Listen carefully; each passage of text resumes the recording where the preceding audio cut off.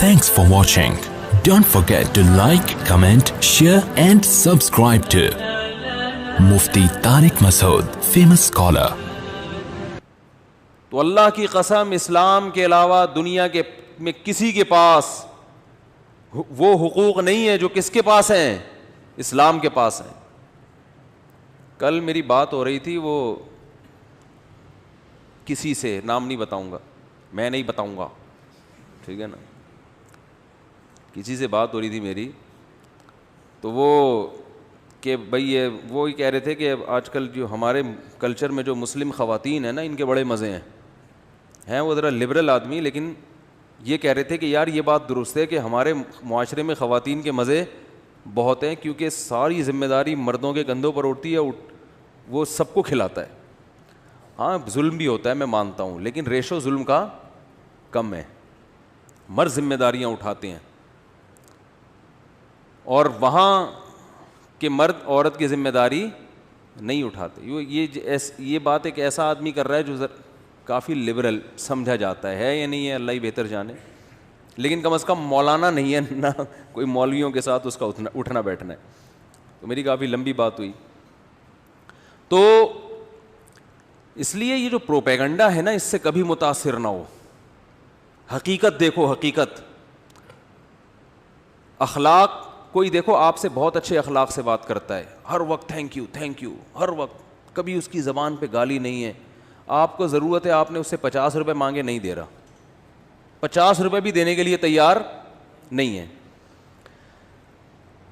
تو ایک وہ آدمی ہے جو زیادہ تھینک یو وینک یو نہیں آتے اس کو، بیچارہ گاؤں دیہاتوں میں پیدا ہوا، اس کو نہیں تھینک یو کا مطلب ہی نہیں پتہ، وہ بات بھی نہیں زیادہ تمیز سے، اب بات کر نہیں تو پتلی گلی سے نکل، ٹائم نہیں ہے. لیکن آپ اس کو ضرورت بتاتے ہیں یار 50 روپے چاہیے، وہ کہتا ہے یار یہ ضرورت ہے واقعی ہے تو 50 نہیں 500 روپے لے لو آپ. دنیا اس پہلے والے کے اخلاق سے متاثر ہوگی، سمجھ رہے ہو، لیکن اللہ کی نظر میں کس کا مقام زیادہ ہے؟ اس دوسرے والے کا. اس کے بعد تھینک یو کے علاوہ کچھ بھی نہیں ہے. صحیح ہے نا، تھینک یو، مسکراہٹ، بس مسکرا کے بات کرنا بھی صدقہ ہے. لیکن بھائی یہ جو ضرورت پوری کر رہا ہے نا، تو جس کی ضرورت پوری کی ہے اس سے پوچھو کہ کون سا زیادہ اچھے اخلاق. وہ کہے گا یار پرانا والا صرف تھینک یو پہ ڈرخا رہا تھا، دوسرا جو ہے نا اس نے تو 50 روپے مانگے اور دیے کتنے؟ 500 روپے. غریبوں کی جتنی مدد مسلمان کرتے ہیں اتنی دنیا میں کوئی قوم نہیں کرتی. مسلمانوں کی زکاتیں دیکھ لو، آپ پاگل ہو جاؤ گے جتنی زکاتیں نکلتی ہیں. صدقات و خیرات دیکھ لو، باولے ہو جاؤ گے آپ. حقیقت بتا رہا ہوں، اس کا تو کوئی حساب ہی نہیں ہے. اتنے صدقات، اور جتنے بڑے بڑے ٹرسٹ یہاں پر ہیں، ریکارڈ توڑ ٹرسٹ ہیں یہاں پہ جو مدد کر رہے ہیں دنیا کے ساتھ. جبکہ اتنی غربت، اس غربت میں تو ان کو کھانا کھلانے کی ضرورت ہے. بتاؤ دنیا میں ہمارا شمار غریب ملکوں میں ہوتا ہے کہ نہیں ہوتا؟ اور این جی اوز یہاں IMF ہمیں قرضے دیتا ہے. غریب ترین قومیں ہیں، لیکن آپ خرچ کرنے کا اسٹائل دیکھو تو پاگل ہو جاؤ گے. زکاتیں الگ نکال رہے ہیں، صدقات الگ نکال رہے ہیں، اور پھر اگر تھوڑا سا دوسرا چینل ہے تو پھر 11ویں شریف کے نام پہ الگ، 12ویں شریف کے کھانے الگ، ربیع الاول کی دیگیں الگ. ہے تو وہ بھی سخاوت نا، بیس تو اس کی بھی، چلو ہم اس کو بدعت کہتے ہیں، لیکن بیس تو اچھی ہے نا. یعنی بیس تو یہی ہے کہ اللہ کی رضا کا جذبہ. وہ بیچارہ غلط فہمی میں وہ سمجھ رہا ہے کہ اس سے ثواب ملے گا، لیکن بیس تو اس کی بھی سخاوت ہی ہے نا کہ بھئی اللہ خوش ہوگا. دیگوں پہ دیگیں، داتا دربار چلے جاؤ، انگریز جائے گا پاگل ہو جائے گا. حقیقت ہے، حالانکہ وہ صحیح نہیں ہے داتا دربار پہ دیگیں بانٹنا، لیکن بانٹنے والے کا تصور تو یہی ہے نا، اللہ راضی ہوتا ہے. وہ فری پھوکٹ میں پبلک کھا تو رہی ہے نا. جب بھی داتا دربار کا ذکر آتا ہے نا، ایک لطیفہ مجھے ضرور یاد آتا ہے. ایک آدمی نے اخبار میں اشتہار، جب اس نے دیکھا نا داتا دربار میں اتنے پبلک ہے، اتنے کھا رہے ہیں، تو اشتہار دیا اخبار میں کہ بھائی ایک جاب ہے، اور لوگ آئے اس کے انٹرویو دینے کے لیے، بھائی کیا کرنا ہوگا. اس نے کہا بھائی جاب یہ ہے کہ ہاں آپ کی تنخواہ یہ ہوگی کہ 2 ٹائم کا کھانا آپ کا فری ہے، بس یہ تنخواہ ہے. تو غریبوں کو اتنا بھی کافی ہے. غریب نے کہا ٹھیک ہے، کرنا کیا ہوگا. اس نے کہا داتا دربار سے 4 شاپر لے کر آنے ہیں، 2 دوپہر 2 شام کو. اس میں ایک شاپر آپ کا، ایک شاپر میرا. ٹھیک ہے. تو کیسے کھلا رہے ہیں, کیسے پلا رہے ہیں. ماؤں کا کتنا یہاں خیال کیا جاتا ہے, باپوں کا کتنا خیال کیا جاتا ہے. میں اکثر واقعہ بتاتا ہوں, ہمارے ایک دوست کے والد صاحب اب تو 15 سال ہو گئے میرا خیال ہے ان کو کوما میں ہیں, 15 سال سے بستر پہ اپنے باپ کی خدمت کر رہے ہیں, 2 بیٹے مل کے. یہ چیزیں آپ کو گوروں میں نظر نہیں آئیں گی. یہ اخلاق ہیں. ممکن ہے آپ ان کے بیٹوں سے بات کرو تو تمیز سے بات نہ کریں, آپ کو یار امریکہ گیا تھا تو یہ اسٹائل, یہ زبردست, ان کو دیکھو بات کرنے کی تمیز نہیں. لیکن اگر آپ باپ بنو گے نا تو آپ کو اس پاکستانی اور مسلمان جیسے بیٹے چاہیے ہوں گے. وہ گورے کے تھینک یو والے بیٹے آپ کو پسند نہیں ہوں گے. آپ بولیں گے تھینک یو کہہ کے, اب مجھے اولڈ ہوم میں جمع کر کے تھینک یو کہہ کے آئے گا, ابا تھینک یو, اپنا خیال رکھیے گا, میں جا رہا ہوں, فادر ڈے کے دن میں آ جاؤں گا. تو اس لیے کفر کے پاس لیبل ہے, لیبل, اندر سے کھوکھلا ہے کفر. اسلام کے پاس لیبل نہیں ہے, اسلام اندر سے زرخیز ہے. اس شاعر نے کہا نا, بڑی زرخیز ہے, ذرا نم ہو تو یہ مٹی, بڑی زرخیز ہے ساقی. مٹی پہ ابھی جو ثنا خان نے توبہ کی ہے, بالی ووڈ کو چھوڑنا آسان کام ہے. مٹی کا پتہ جب چلتا ہے کہ یہ بنجر ہے یا یہ مٹی زرخیز ہے, جب اس میں پانی ڈالو, پانی ذرا سا پڑے گا نا, جو زرخیز مٹی ہوگی ایک دم اس میں پودے اگنا شروع, اور جو زرخیز نہیں ہوگی ویسے ہی کی ویسے ہی. تو پانی ڈلے بغیر تھوڑی پتہ چلتا ہے. تو نصیحت, قرآن کریم کہتا ہے فذکر ان نفعت الذکریٰ سیذکر من یخشیٰ, جس کے دل میں اللہ کا خوف ہوگا نا, جو اللہ کو مانتا ہے, نصیحت اس پہ اثر کرے گی. تو ثنا خان جیسی جو ایکٹریسز ہیں ان پہ نصیحت اثر کر جاتی ہے. کتنی بڑی قربانی جوانی میں, کتنی بڑی قربانی ہے جوانی میں. بھائی لوگ فلمیں دیکھنا نہیں چھوڑ رہے, اور وہ فلموں میں کوئی آنا چھوڑ دے. کتنے نوجوان ہیں کہتے ہیں یار ہم 100 دفعہ توبہ کرتے ہیں, فلمیں پھر دیکھ لیتے ہیں. تو فلم چھوڑنا آسان نہیں ہو رہا. یہاں اتنی بڑی بڑی فلمیں کہ ان سے فلمیں چھوڑنا آسان نہیں ہو رہا. اور ایک جو ہے اداکاری سے توبہ کر لے, کیوں نہیں اجازت دیتا؟ تم کتوں کو نہیں مارو گے, کتے تمہیں ماریں گے. بلا وجہ مت مارو, لیکن اگر اتنے زیادہ ہو گئے ہیں کہ تمہیں کاٹ رہے ہیں تو مارو بھائی. صحیح مسلم کی حدیث ہے, آپ صلی اللہ علیہ وسلم نے کتوں کو مارنے کا حکم دیا. مدینہ میں کتے بہت ہو گئے تھے, آپ نے فرمایا مارو ان کو, قتل کرو. تو صحابہ تو پھر نبی کے حکم پر اتنے حریص تھے نا, انہوں نے کتوں کی نسل ہی ختم کرنا شروع کر دی. یہاں تک کہ کوئی اجنبی مسافر آتا, وہ بھی نہیں حفاظت کے لیے کتا لے کر آتا, اس کو بھی مار دیتے تھے. تو آپ صلی اللہ علیہ وسلم نے فرمایا ما لکم وللکلاب, تمہیں کیا ہو گیا, کتوں کے پیچھے پڑ گئے, اللہ کی مخلوق ہے. تو مطلب یہ کہ زیادہ ہو گئے تھے, بس ٹھیک ہے اتنا. اسلام بہت معتدل مذہب ہے, جہاں سختی کرنی ہے وہاں سختی, جہاں نرمی ہے وہاں نرمی. اصل تو اخلاق ہے اسلام میں. الرفق ما کان فی شیء الا شانا وما نزع عن شیء, الرفق ما کان فی شیء الا زانا وما نزع عن شیء الا شانا. صحیح حدیث ہے, آپ صلی اللہ علیہ وسلم نے فرمایا جس معاملے میں نرمی ختم ہو جائے نا, اور بلا وجہ کی سختی تشدد, تو وہ کام بگڑ جاتا ہے, برباد ہو جاتا ہے. اصل کیا ہے؟ تمیز. ہر کام کیسے ہونا چاہیے؟ تمیز سے. اونچی آواز سے بات بھی نہ کرے انسان, پست آواز سے بات کرے. گھر میں بھی محبت کا ماحول, دفتروں میں بھی. آپ اپنے امپلائی کو بلا وجہ اوئے ادھر, تیرے کو میں نے کیا بولا تھا, فائل لے کر آ, گھنٹے سے کھڑا ہوا ہے, منہ دیکھ رہا ہے میرا. اس طرح بات ہوتی ہے دفتروں میں. پھر دفتروں میں تو پھر بھی تھوڑی بہت تمیز ہے. یہ جو میکینک ہوتے ہیں نا, ان کو دیکھا کرو, ٹائر پنچر لگوا رہے ہوتے ہیں, کس طرح سے لگوا رہے ہوتے ہیں. ابے ٹائر اٹھا کے وہاں رکھ کے آ. تمیز ہی نہیں ہے بھائی. بھائی تمیز سے بات کر لو یار. ذرا یہ دیکھو مولوی صاحب کی گاڑی پنچر ہوئی ہوئی ہے, اس کا ذرا ہوا لب ڈال یار, اس میں کب سے بولا میں تیرے کو. تمیز مارکیٹ سے کیا چل رہی ہے؟ شارٹ. کوئی بھی کسی سے تمیز سے بات نہیں کرتا. تو یہ حدیث کے خلاف ہے, بالکل خلاف ہے حدیث کے. آپ صلی اللہ علیہ وسلم کے پاس ایک صحابی آئے, یا رسول اللہ مجھے نصیحت کیجیے. آپ نے فرمایا لا تغضب, غصہ مت کرو. انہوں نے فرمایا اور کوئی نصیحت؟ فرمایا دوبارہ بھی یہی, غصہ مت کرو. انہوں نے فرمایا اور کوئی, بار بار وہ یہ کہتے رہے یا رسول اللہ اور کوئی نصیحت؟ آپ ہر دفعہ جواب میں کہتے رہے غصہ مت.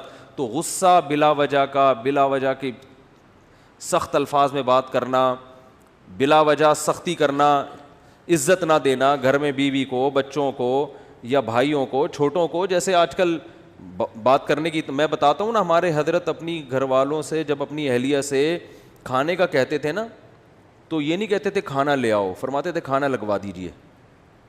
حالانکہ اہلیہ نہیں لگانا تھا, لیکن حضرت کہتے تھے مجھے یہ کہتے ہوئے نا کھانا لگاؤ, یہ ایسے لگتا ہے جیسے یہ یعنی ایک حاکمانہ لب و لہجہ ہے. جیسے ہم یہاں کوئی, جیسے میں اپنے الفاظ میں کہہ رہا ہوں, جیسے محلے کا ڈان نہیں ہے, بدماش محلے کا, وہ لگا دے کھانا, چلو وہ بھائی تمیز سے بولو کہ تو بیوی کوئی نوکرانی تو نہیں ہوتی نا, باندھی تھوڑی ہوتی ہے.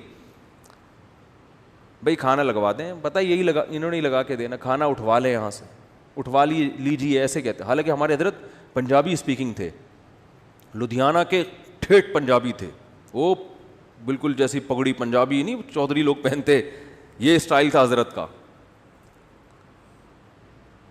لیکن حضرت گھر میں لب و لہجہ کیسا, یعنی میں بتانے کا مقصد ہے کہ اردو حضرت کی مدر لینگویج نہیں تھی. جو جس کی مدر لینگویج نہ, اس کے لیے تو بات کرنا اور مشکل ہوتا ہے نا. پھر بھی اتنی تمیز ہم سے حضرت, ہم تو بہت چھوٹے تھے, ایسے بات کرتے تھے, آئیے دیجیے, کوئی لفافہ تھا نا, کوئی خط دینا ہے حضرت, لائیے دیجیے بیٹھیے, اس طرح ہم سے شاگردوں کے بھی شاگرد تھے ہم, اس طرح ہمارے پیر و مرشد ہم سے بات کرتے تھے. ہم نے کہا یار یہ تو بہت ہی تمیز والے ہیں بھائی. لیکن آج کل بات کرنے کا اسٹائل کیا ہے, ابے جاب ہے, ابے تبے, تو ایسا مارکیٹ میں چل رہا ہے, اس کے بغیر تو ہاں محبت میں ابے تبے چلتا ہے. ابے چھوڑ یار, اب ایسا نہ ہو کہ بے تکلف دوستوں سے بھی آئیے بیٹھیے, وہ کہے گا کیا ہو گیا, پاگل تو نہیں ہو گیا بھائی, تو پاگل ہو گیا کیا. بے تکلفی میں تو ایک الگ بات ہے, تو طلاق چلتا ہے, تو طلاق, بے تکلفی میں تو طلاق اچھا بھی لگتا ہے, بے تکلفی میں تو طلاق زیادہ اچھا لگتا ہے, لیکن ایک نارمل میں بات کر رہا ہوں. تو اصل تو اسلام میں یہی ہے کہ اخلاق, محبت, لیکن اس کی ایک لمٹ ہے. دوسری طرف اسلام میں یہ بھی, نبی صلی اللہ علیہ وسلم کا غصہ بھی ہے, غضبناک بھی ہوئے آپ, حکم دیا ہے کہ فلاں کی گردن اڑا دو. یا رسول اللہ وہ بیت اللہ کی دیوار سے پکڑ کے پناہ مانگ رہا ہے, فرمایا اڑا دو وہیں پہ, یہ قابل معافی نہیں ہے. ایک حد ہے بھائی, یہ تھوڑی کہ آپ کے میٹھے پن سے لوگ آپ کو کھانا شروع کر دیں. ہمارے حضرت کے پاس کوئی بلا وقت ملاقات کے لیے آتا تھا, حضرت نہیں ٹائم دیتے تھے اس کو, کتنا ہی رگڑے لگاتا بیچارہ, فرمایا نہیں, بالکل نہیں. کہا اس لیے کہ ہم اگر لوگوں کو ایسے ہی کھلے عام اجازت دے دیں تو جو ہمارا اہم کام ہے نا کرنے کا, وہ نہیں ہو سکے گا. تو لوگ کہتے تھے یہ کیسے مولانا ہے, ان کو تو اخلاق ہی نہیں ہے. تو فرماتے ہیں جیسے بھی ہیں ایسے ہی ہیں, کام کرنا ہے ہم نے, بہت سے اہم کام ہے. تو یہ تھوڑی کہ سارا دن بیٹھے رہیں گے پبلک میں, جو آئے جہاں سے, ابے ادھر بلا رہا ہے, ادھر آؤ, بھاگ رہا ہے آدمی, کبھی وہاں بھاگ رہا ہے, کبھی وہاں بھاگ رہا ہے. تو اسی طرح گھر میں بھی ایسے ہی ہے, بچوں کے ساتھ تمیز سے, اخلاق سے پیش آنا چاہیے. ایک حد تک بچہ اگر بلا وجہ کی ضد کر رہا ہے, اب دیکھو بچوں کو آپ کھلونوں کی دکان پہ لے جاؤ تو بچے کی تو دماغی آؤٹ ہو جاتا ہے, یہ بھی چاہیے وہ بھی چاہیے. تو ایک آدھ دفعہ تو بھائی یہ لے لو, گن لے لو, بندوق چاہیے, یہ دے دو بھائی اس کو بندوق یہ والی دے دو, یہ بھی چاہیے. بیٹا تیرے باپ کا جو ہے نا IMF سے قرضہ, اس نے آخر میں یہ اسٹائل ہوگا, صحیح ہے نا, IMF سے قرضہ نہیں ملتا, تیرے پتلی گلی سے نکل. پھر بچہ کہے نہیں جاؤں گا, آپ کہیں نہیں دیکھو بیٹا ایسے نہیں, بچہ مان لے گا. اس کے بعد اس کے کان پکڑ کے نکالنا پڑے, چلو بیٹا گاڑی میں بیٹھو, بہت ہو گئی. اگر آپ اس کی بات مانتے رہیں گے تو اس کا مطلب آپ پھر بگاڑ رہے ہیں. بچے کو کھانا کبھی اچھی چیز یہ چاہیے ہوتا ہے, وہ ٹھیک ہے, کبھی اپنی مرضی کا کھلاؤ, کبھی اس کی مرضی کا کھلاؤ. یہ نہیں کہ جب بھی کھلا رہے ہو اسی کی مرضی کا کھلا رہے ہو, اس سے بچہ کیا ہو جائے گا, بگڑ جائے گا. جس بچے کی ساری خواہشات بچپن میں پوری ہوں وہ بچہ بنتا نہیں ہے, بگڑتا ہے وہ. تو اعتدال, اس لیے ماں باپ کو اپنی اولاد پہ ہاتھ اٹھانے کی بھی اجازت ہے, انگریزوں کے یہاں اجازت نہیں ہے. باپ اور بچوں پہ ہاتھ اٹھائے گا پولیس, اسلام میں ایسا نہیں ہے. باپ کو رائٹ ہے کہ وہ اپنی اولاد پہ ہاتھ اٹھا سکتے ہیں, ہاں بے تحاشا نہ مارے, بلا وجہ نہ مارے. حضرت مفتی محمد شفیع صاحب رحمہ اللہ تعالیٰ, جب یہ حضرت مفتی تقی عثمانی صاحب, حضرت مفتی رفیع عثمانی صاحب چھوٹے تھے نا, تو یہ فرماتے ہیں کہ ہمارے والد صاحب کا یہ معمول تھا کہ جب اولاد کو کبھی مارنا ہوتا تھا نا, تو جس وقت غصہ آتا تھا اس وقت نہیں مارتے تھے, جب غصہ تھمتا تھا پھر ٹھکائی لگاتے تھے. اس لیے کہ غصے میں حد سے تجاوز ہوتا ہے. تو اپنی اولاد کو بھی اتنا مارنا کہ حد سے تجاوز ہو جائے, یہ اپنی ٹھڑک نکال رہے ہو. لیبل تربیت کا ہے, بلا وجہ بچے پہ ویسے ہی بچے بعض دفعہ ایک کوئی اچھا لگ رہا ہوتا, کوئی نہیں لگ رہا ہوتا, ٹھیک ہے نا. ایک بچہ شکایتیں لگاتا ہے امی سے جا کے آپ کی, تو آپ کو بلا وجہ اس پہ غصہ آ رہا ہوتا ہے. تو آپ لیبل یہ لگا رہے ہوتے ہو کہ میں اس کی تربیت کر رہا ہوں, اصل میں آپ کا جو خود اپنی کھوپڑی کی سیٹنگ آؤٹ ہوئی ہے, بلڈ پریشر کے مریض ہو یا کوئی اور مسئلہ ہے, وہ غصہ اس پہ جاری کر کے اپنے آپ کو ہلکا کرنے کا موڈ ہوتا ہے. تو یہ ظلم ہے, اس کا قیامت میں جواب دینا پڑے گا. اس لیے اس میں علماء کہتے ہیں بھائی جب غصہ آ رہا ہے پھر نہیں, جب غصہ ختم ہو گیا پھر. لیکن اگر باپ نے غصے میں بھی مار دیا ہے تو بچے کو یہ حق نہیں ہے کہ کہے کہ ابا آپ کو قیامت کے دن حساب دینا پڑے گا. بنتے 2 تھپڑ تھے, آپ نے لگائے 3 تھپڑ ہیں, تو ابا کو پھر اتنا نہیں دینا ہوگا جتنا بچے کو دینا ہوگا, بچے کو پھر زیادہ دینا ہوگا. اللہ کہے گا جو میرا کام ہے تو کیوں اس میں دخل اندازی کر رہا ہے.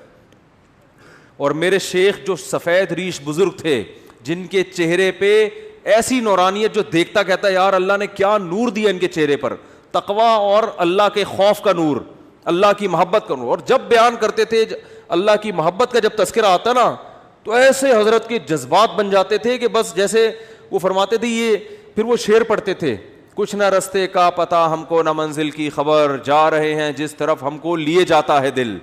فرمایا اب میں موضوع بھول گیا ہوں, بس دل جدھر لے جائے گا اب تو میں وہیں جاؤں. محبت میں ایسی محبت ان کے دل میں تھی. لیکن دریا کے تیراک تھے, دریا کے ایسی تیراکی جانتے تھے کہ دریا میں مخالف سمت میں جو موجیں آ رہی ہیں نا, تیز رفتار دریا, اس میں سوئمنگ کرتے تھے. بہت مشکل ہے بات سمجھانا. اب ان کو کوئی سوئمنگ کرتے ہوئے دیکھ لیتا, وہ کہتا ہے یہ کیسے بزرگ ہیں یار. بزرگ اٹ از کالڈ بزرگ. بزرگ کا یہ مطلب ہی نہیں ہے کہ چلاؤ تو چل نہیں سکے, 6 مرید دھکا دے کے چلا رہے ہیں اس کو. صحابہ تو ابے بھائی غزوہ احد میں جنگیں لڑی ہیں, وہ ٹریننگ کے بغیر اور ریاضت اور ایکسرسائز کے بغیر, اور یعنی ایکسرسائز سے میری مراد ایسی جسمانی مشقت کے بغیر یہ سب چیزیں ممکن ہیں. کھوپڑیاں اڑائی ہیں. خالد ابن ولید بزرگ تھے یا نہیں تھے؟ ایک دن میں صبح سے لے کے شام تک لڑے ہیں اور 9 لوہے کی تلواریں ان کے ہاتھ میں ٹوٹی ہیں. کیا انداز ہوگا بھائی. ان لوگوں کو آج کوئی دیکھ رہے تو وہ کہے گا یار یہ تو بزرگ معاذ اللہ ہے ہی نہیں. بزرگ کا تصور کیا ہے. میں تو خالد ابن ولید کا جب سنتا ہوں کہ یار لوہے کی تلوار تو میرے بھائی توڑنا آسان, ویسے بھی کوئی ذمہ لگاؤ نا کہ یار یہ صبح سے لے کے شام تک یہ تلوار ہم ایک بھی نہیں توڑ سکتے, پتھر مار کے نہیں توڑ سکتے. اتنی تلوار چلائی ہے انہوں نے صبح سے لے کے شام تک. رومیوں سے مقابلہ تھا. رومی انگریز, یہ انگریز انہی کی اولادوں میں ہیں, ان سے مقابلہ تھا. اور ایک دن میں کتنی تلواریں ٹوٹی ہیں؟ 9 تلواریں. وہ تلوار آپ اٹھا نہیں سکتے. کیا اسٹیمنا تھا بھائی, کیا بہادری تھی. اور اب دیکھو کیا ہو گیا ہے مسلمانوں کا حال. جو جتنا نیک ہوگا نا اتنا بڑا مکھنچو. گھر میں جو سب سے نیک ہوگا, معذرت کے ساتھ آپ لوگوں کے علاوہ کی بات کر رہا ہوں, سب سے زیادہ بیکار آج کل رپورٹیں آتی ہیں. سب ایسے نہیں ہوتے, سب ایسے نہیں ہوتے. سب سے زیادہ یونیورسٹی میں دیکھ لو, جتنا نیک ہے پڑھائی میں اتنا پیچھے. جو لبرل لوگ ہیں, جو بے دین لوگ ہیں, ان کے نمبر اچھے آ رہے ہیں. یہ چونکہ نیک آدمی ہے لہذا آگے بڑھتا ہی نہیں ہے یہ, کیونکہ اس نے ایک چیز سیکھی ہوئی ہے بھائی نمبر تو اللہ کے حکم سے آئیں گے. اور اس کو پھر وظیفے بھی بتا دیتے ہیں لوگ کہ وہ فلاں وظیفہ پڑھ لو تو امتحان پاس ہو جائے. میں نے کئی لوگوں کو دیکھا ہے جنہوں نے وظیفوں کے چکر میں امتحان کا بیڑا ہی غرق کر دیا. جو ٹائم ان کو سبق یاد کرنے میں لگانا تھا وہ انہوں نے کہاں لگا دیا؟ وظیفے پڑھنے میں. ہمارے استاذ ایک بڑی قیمتی بات کرتے ہیں, موضوع چینج ہو رہا ہے بیان کا, لیکن خاندانی باتیں دماغ میں آتی ہیں. اسی وقت پارسل نہ ہو تو پھر بعد میں وہ پارسل کا مزہ نہیں آتا. برگر گرم گرم وہ پارسل کروا کے لیا, وہ کھا لو, اگلے دن کیا وہ مزہ ہے اس کے کھانے میں ہے بھائی. تو وہ بڑی پیاری باتیں کرتے ہیں یار, بڑی خاندانی. انہوں نے ایک بڑی زبردست بات بتائی کہ دیکھو اگر اللہ کی نافرمانی انسان سے ہو جائے نا, اس کی تلافی ہو جاتی ہے توبہ کے ذریعے. فطرت سے بغاوت کرو گے وہ فطرت معاف نہیں کرتی. فطرت نام اللہ ہی کا ہے, یعنی اللہ ہی نے فطرت بنائی ہے, لیکن اللہ نے فطرت کو ایسا بنایا ہے کہ اس کی بغاوت کرو گے میں معاف کروں گا, فطرت معاف. بولتے کیوں نہیں بھائی؟ بہت خاندانی بات کر رہا ہوں, اللہ کرے کھوپڑی میں اتر جائے, اللہ کرے مجھے سمجھ میں آ جائے. سب سے پہلے تو مثال کے طور پر اللہ نے آپ کو حکم دیا یہ نہیں کرو, کوئی بھی حکم دے دیا, رشوت نہیں لو. آپ نے اللہ سے بغاوت کی, رشوت لے لی. کسی مفتی عالم کے پاس جاؤ گے, بھائی مجھ سے گناہ ہو گیا میں کیا کروں, وہ اس کی تلافی کا طریقہ بتائے گا. یار جس سے لیے اس کو واپس کر دو, وہ نہیں مل رہا تو اس کی طرف سے صدقہ کر لو, خود غریب ہو تو خود رکھ لو, پھر توبہ کر لو آئندہ نہیں لوں گا. اللہ کی طرف سے گارنٹی ہے, جو تم سے غلطی ہوئی تھی اللہ کیا کر دے گا, معاف. بشرطے کہ یہ نہ ہو کہ یہ نیت نہ ہو کہ چلو وہ والی تو لے لی تھی بہت اچھا ہو گیا, ٹھیک ہے نا بھائی, ندامت بھی ہو کہ میں نے غلط کیا, بد نظری ہو گئی, کچھ بھی ہو گیا, قتل بھی ہو گیا, اس کی بھی تلافی ہے اسلام میں. جان جان کر یہ سوچ کے قتل کرنا کہ میں توبہ کر لوں گا, یہ تو ٹھیک نہیں ہے. ایک مثال ہے, کسی سے ہو گیا بھی, توبہ کا دروازہ کھلا ہے, اس کا بھی حل ہے. لیکن فطرت سے جب بغاوت کرتا ہے نا انسان, یہ دینداروں کی بات کر رہا ہوں, ایک بڑا معاشرے میں فالٹ آ گیا ہے, وہ فطرت سے بغاوت پہ اتر آتے ہیں. فطرت اور نیچر سے جب لڑو گے نا تو اللہ نے نیچر کو ایسا بنایا ہے کہ نیچر معاف, بولتے کیوں نہیں بھائی, نہیں کرتی, وہ نہیں معاف کرتی. مثال کے طور پر آپ نے حرام کھا لیا. کیا کھا لیا آپ نے؟ چوری, کسی کے مرغی رکھی ہوئی تھی یا مرغی گھوم رہی تھی, چوری کر کے بسم اللہ اللہ اوپر پڑھ کے ذبح کیا, آپ نے کھا لی. حرام کھا لیا نا آپ نے. مرغی کھانا کیا ہے, حرام ہے نا. چوری کی مرغی ویسے تو حلال ہے, حرام کھا لیا, اس کی تلافی ہو جائے گی, ٹھیک ہے نا. اللہ نہ کرے خنزیر کھا لیا کسی نے, اس کی تلافی ہو جائے گی. بھائی توبہ استغفار کرو, اب کھا لیا تو آئندہ نہ کھاؤ, گڑ گڑاؤ, جتنا بڑا گناہ ہوگا اتنا زیادہ گڑ گڑاؤ. لیکن آپ نے زہر پی لیا. یہ جو زہر آپ نے پیا ہے نا, اور پیا بھی جان کے نہیں ہے, آپ سمجھے کہ اس بوتل میں زمزم رکھا ہوا ہے, حالانکہ کیا رکھا ہوا تھا, زہر. پہلا گناہ جان کر کیا, توبہ سے تلافی ہوگی. دوسرا گناہ بھی نہیں ہے, کیا بھی بھولے سے, غلطی سے, لیکن وہ زہر ہے, اس کی تلافی نہیں ہوگی, کیونکہ اللہ کی نافرمانی نہیں ہے. یہ کس کی بغاوت ہو رہی ہے, فطرت کی. فطرت تو یہ بھی نہیں دیکھتی کہ تو جان کے غلط کر رہا ہے یا غلطی سے غلط کر رہا ہے. اب جب زہر آنتوں میں اترے گا, جتنی مرضی توبہ کر لو, اے اللہ آئندہ میں جب بھی بوتل کا ڈھکن کھولوں گا 100 دفعہ سونگوں گا, پہلے کسی کو ٹیسٹ کراؤں گا, اس کے بعد میں پیوں گا, اس دفعہ معاف کر دے, میری آنتیں نہ گلیں, اس دفعہ معاف کر دے, آئندہ نہیں کروں گا. لاکھوں میں کروڑوں میں کوئی ایک معجزہ ہو جائے تو ایک الگ بات ہے, لیکن اللہ کا قانون یہ ہے کہ بھائی معاف تو میں نے کر دیا, تو نے بے احتیاطی کی, لیکن جو زہر ہے نا وہ معاف نہیں کرے گا, وہ تیری آنتوں کو گلائے گا اور تو مرے گا. نہیں آ رہی میرا خیال ہے بات سمجھ میں, بہت مشکل ہے. دیندار آدمی پتہ ہے کیا کرتا ہے, جو فطرت نے اصول, قدرت اللہ نے اصول, فطرت بھی اللہ نے بنا, زہر میں اللہ نے خاصیت رکھی نا کہ آنتوں کو گلائے گا. آگ میں جلانے کی خاصیت کس نے رکھی ہے, اللہ نے. آپ کا پاؤں پھسل گیا, لوگ کہہ رہے ہیں یار یہاں احتیاط سے جاؤ, نیچے آگ جل رہی ہے, پاؤں پھسل سکتا ہے. آپ نے کہا بھائی میں بڑا فنٹر ہوں, کچھ نہیں ہوتا ہے یار, میں گیا اور پھسل کے آگ میں گر گئے. یہ گناہ کیا نا آپ نے کہ احتیاط. اب آگ میں جیسے ہی گرے آپ نے اللہ سے معافی مانگی, اللہ مجھے معاف کر دے, میں نے بے احتیاطی کی. بے احتیاطی بھی ایک جرم ہے, اللہ فوراً کیا کر دے گا, معاف, کہ بھائی میرا بندہ توبہ کر رہا ہے, معاف. اللہ مجھے معاف کر کے آگ سے نکال لے اب, کیونکہ میں غلطی سے گرا ہوں, تو معاف. اللہ کیا کہے گا, ونس اپون اے ٹائم, ایک دفعہ ایسا ہوا تھا, ابراہیم آگ میں گئے تھے, میں نے بچا لیا تھا. بس یہ ابراہیم کے ساتھ ایسا ہوا, اور ہو سکتا ہے 2-4 اور ایسے واقعات ہو گئے ہوں. قانون یہ ہے کہ آپ کا گناہ تو میں نے معاف کر دیا, مگر جس غلطی کی وجہ سے آپ آگ میں سلپ ہوئے ہو, آگ کو میں نے پرمیشن نہیں دی کہ وہ تجھے معاف کر دے. اس کا کام ہے جلانا, وہ جلا کے چھوڑے گی. بات آ رہی ہے سمجھ میں؟ آج ہمارے ہاں بہت سے مسلمان اللہ کی تو نافرمانی کر ہی رہے ہیں, لیکن ساتھ ساتھ فطرت سے بھی لڑ رہے ہیں. دیکھو انگریز کوشش کرتا ہے نیچر سے نہ لڑے. کیا مطلب, کامیابی کے جو دنیاوی اسباب ہے نا وہ اختیار کرتا ہے وہ, تبھی کامیابی جو دنیا کے لحاظ سے جس کو وہ کامیابی سمجھتے ہیں وہ کامیاب ہوتے چلے جا رہے ہیں. کیونکہ اللہ کا قانون ہے کہ بھئی کوئی کافر بھی اگر اسباب اختیار کرے گا نا, جس چیز کا جو سبب میں نے رکھا ہے. دیکھو اس کی ایک مثال دیتا ہوں, آپ بے احتیاطی کر رہے ہو, آپ بھی آگ میں گر گئے اور کافر بھی گر گیا بے احتیاطی سے, تو آگ یہ نہیں دیکھے گی کہ یہ چونکہ کلمہ پڑھنے والے, اس کو بچا لو, وہ کافر ہے اس کو کیا کر دو, جلا لو. یہ آگ یہ نہیں دیکھے گی. اسی طرح آپ مسلمان تھے, آپ نے بے احتیاطی کی اور کافر نے اس راستے کو اختیار نہیں کیا, تو اب آگ یہ نہیں دیکھے گی کہ وہ کافر ہے تو احتیاط کر رہا ہے پھر بھی جلاؤ اس کو, نہ نہ نہ نہ نہ, بلکہ آگ اس کو اس تک نہیں پہنچے گی آگ, وہ بچ جائے گا. دنیا کی آگ کی بات کر رہا ہوں. تو دنیا میں اللہ تعالیٰ نے کامیابی اور ناکامی کو کس کے ساتھ جوڑ دیا ہے؟ اسباب کے ساتھ. جو جس چیز کا سبب ہے نا, وہاں تک پہنچنے کے لیے وہ سبب آپ کو اختیار کرنا پڑے گا. اس سبب کو اختیار کیے بغیر وظیفے, دعائیں اور آشیرواد لے لینا, کسی سے جا کے سر پہ ہاتھ پھیر دیں گے حضرت جی تو میری شادی ہو جائے گی, نہیں ہوگی شادی آپ کی. کیونکہ سب سے بڑا مسئلہ آج کل یہی بنا ہوا ہے نا, تو اس لیے مثال ذہن میں آ جاتی ہے. آج ایک صاحب آئے میرے پاس ملنے کے لیے, مفتی صاحب میں 40 سال کا ہو گیا, میری شادی نہیں ہو رہی. میں نے کہا کیوں نہیں ہو رہی؟ کہہ رہے ہیں یار میں پتہ نہیں, میرا مائنڈ ہی اس کے لیے تیار نہیں ہوتا, تو میرے لیے دعا کر دیں کہ میری شادی ہو جائے. میں نے کہا تو کر ہی نہیں رہی, کر ہی نہیں رہا, تو میں یہ دعا کر دیتا ہوں آپ کا مائنڈ بن جائے. تو میں نے کہا بنانے کی کوشش کرو گے تو بنے گا نا.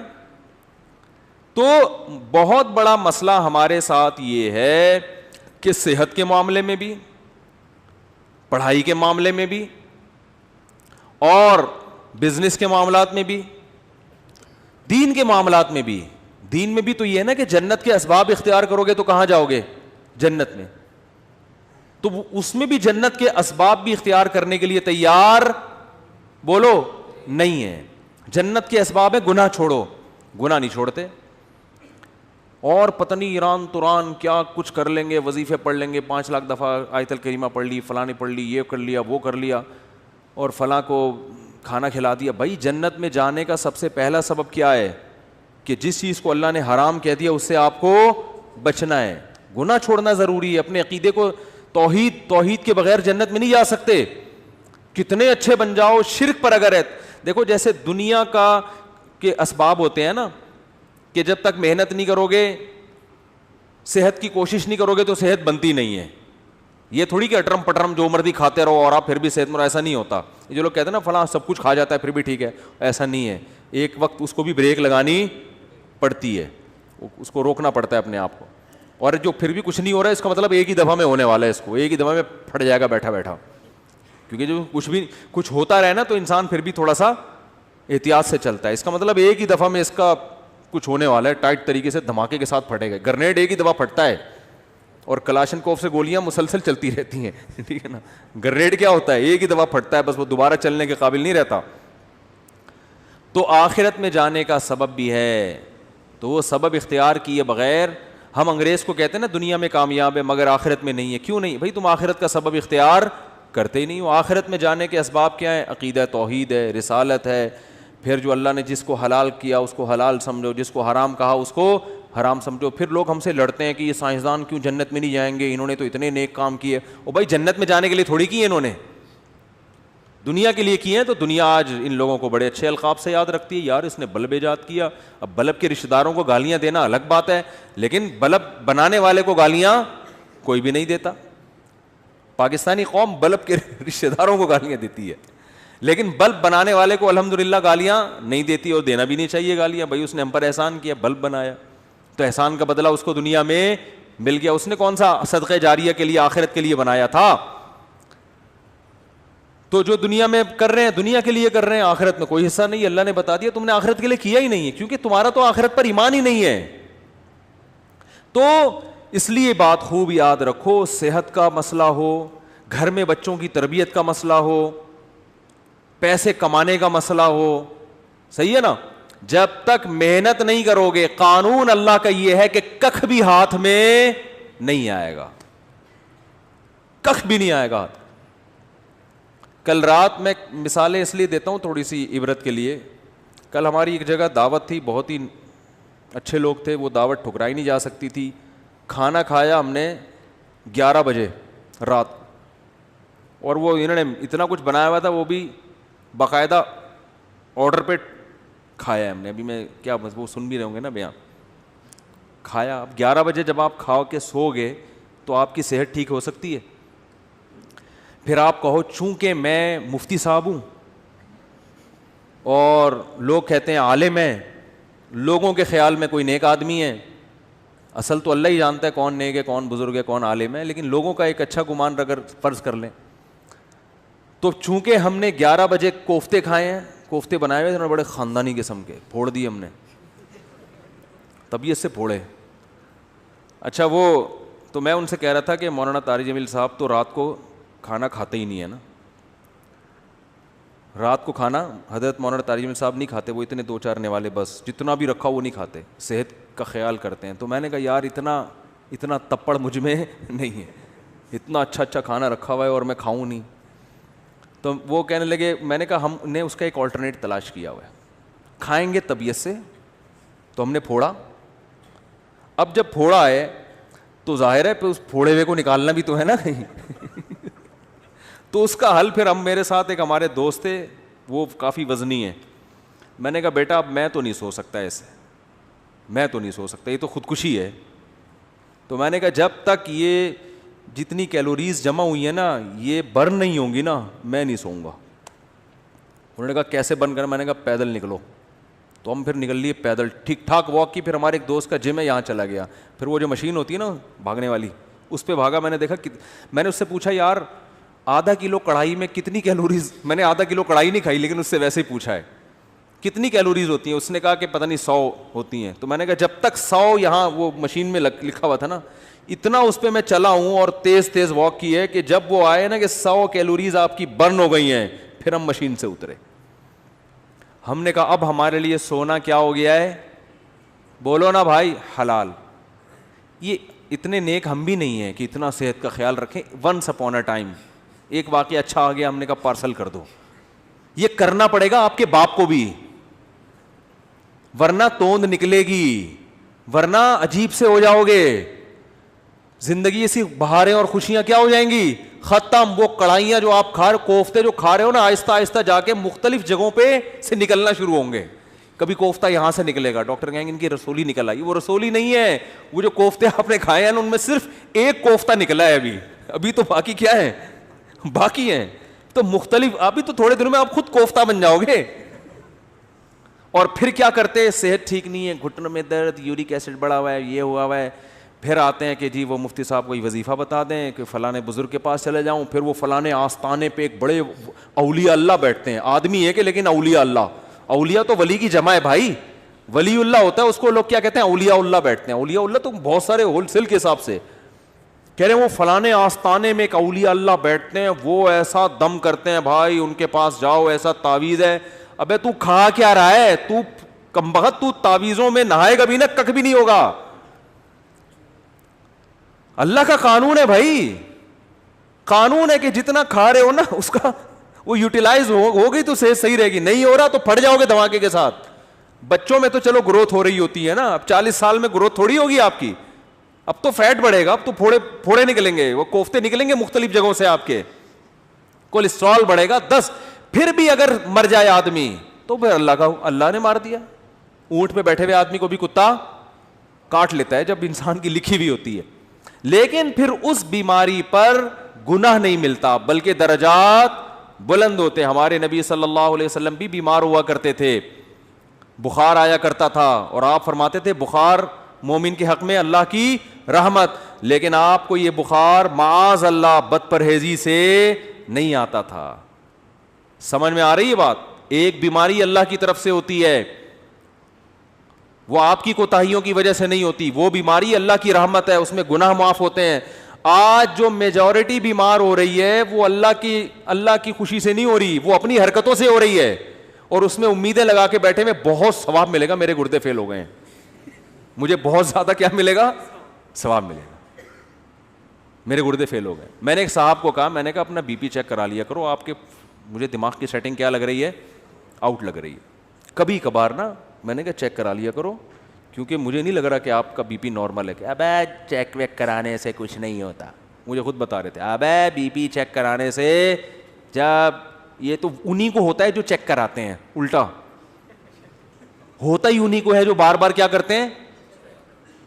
میں نے کہا کتنے بلڈ پریشر کے مریض ہیں ہمارے معاشرے میں, یا تو نہ ہوتا نا یہ, پھر خام خواہ میں وہمی بن کے بلا وجہ جا رہے ہو. وہی ہوا, ان کے پتہ نہیں کوئی رکھ پھٹ گئی, ان کی بی پی ہائی تھا, پتہ ہی نہیں چلا ان کو. اور ایک صاحب کے ساتھ تو ایسا ہوا, ان کو بھی سمجھایا, ان کا تو انا للہ ہی ہو گیا, اللہ تعالیٰ مغفرت فرمائے. بہرحال وہی بات ہے, اللہ تو معاف کر دے گا اگر بعد والے اس کے لیے توبہ استغفار کرے, لیکن فطرت معاف نہیں کرتی. فطرت نے دماغ کی رگ بولو اتنا یہ نہیں دیکھا کہ بھائی یہ تو یہ جو آج کل بیماریاں چل رہی ہیں, بلڈ پریشر ہے. پھر اماں ماں باپ کی خدمت میں بھی سب سے بڑی خدمت یہ ان کی صحت کا خیال رکھو. اماں کے دیکھو کھا کیا رہی ہیں, ابا کو دیکھو, ابا چھوڑ دو پراٹھے, ابا کے پاؤں پکڑو, ابا اس عمر میں پراٹھے سوٹ نہیں کرتے. اور اگر ابا نے پراٹھے کھائے ہیں تو ابا سے بہت محبت کے ساتھ واک کراؤ ان کو, کہ ابا مفتی صاحب اگر پٹھان ہوٹل کے پراٹھے کھا لیتے ہیں تو واک بھی کرتے ہیں, ٹھیک ہے نا. آپ نے مفتی صاحب کے بیان سنے کہ انہوں نے ہوٹل کے پراٹھے کھائے ہیں, تو ابا پھر وہ دیکھو پھر بھی اللہ کی طرف سے سب کچھ ہو سکتا ہے. بڑے بڑے صحت مند ہم نے دیکھے ہیں دھڑام سے نیچے گئے, تو وہ اللہ کی طرف سے ہے نا, وہ تو اللہ سے تو تھوڑی کوئی لڑ سکتا ہے. لیکن قانون یہی ہے, اور قانون کو فالو کرو گے تو 99% غالب یہی ہے کہ اللہ کی مدد آئے گی. حکیم محمد سعید صاحب جو ہے نا قانون کو فالو کرتے تھے, نیک آدمی تھے, کبھی تکبیر اولیٰ فوت نہیں ہوتی تھی ان کی. 68 ایئرز میں 68 سال میں ٹینس کھیلتے تھے, ایک ایک 2 گھنٹہ. آج کوئی کھیل سکتا ہے؟ 40 سال کا آدمی کمر پکڑ کے بیٹھ جائے گا, اس لیے کہ صحت کے اصولوں پر عمل. بھائی اتنے بجے کھانا ہے, یہ کھانا ہے, یہ نہیں کھانا. ایک حد تک تو سب کچھ چل جاتا ہے, اٹرم پٹرم برگر شرگر انڈے والا وہ والا بھی پھوڑ دیا, وہ اس کے بعد فطرت انتقام لینا شروع کرتی ہے. تو ہم کہتے ہیں نہیں جی اصل میں تو یہ انہی کو ہوتا ہے جو زیادہ احتیاط کرتے ہیں. آج ایک آدمی کہنے لگا کورونا انہی کو ہو رہا ہے جن کو جو زیادہ احتیاط کر رہے ہیں. میں نے کہا کتنے لوگوں پہ تحقیق کیا آپ نے؟ 2-4 ایسے ہوں گے جنہوں نے احتیاط کی پھر بھی ہو گیا, زیادہ تر وہی ہیں جو احتیاط نہیں کرتے ان کو ہو جاتا ہے. تو تحقیق جب کی جاتی ہے نا تو 2-4 آدمیوں کو دیکھ کے نہیں کی جاتی ہے, پوری رپورٹ آپ کے پاس ہو اس کے بعد تحقیق کا پتہ چلتا ہے.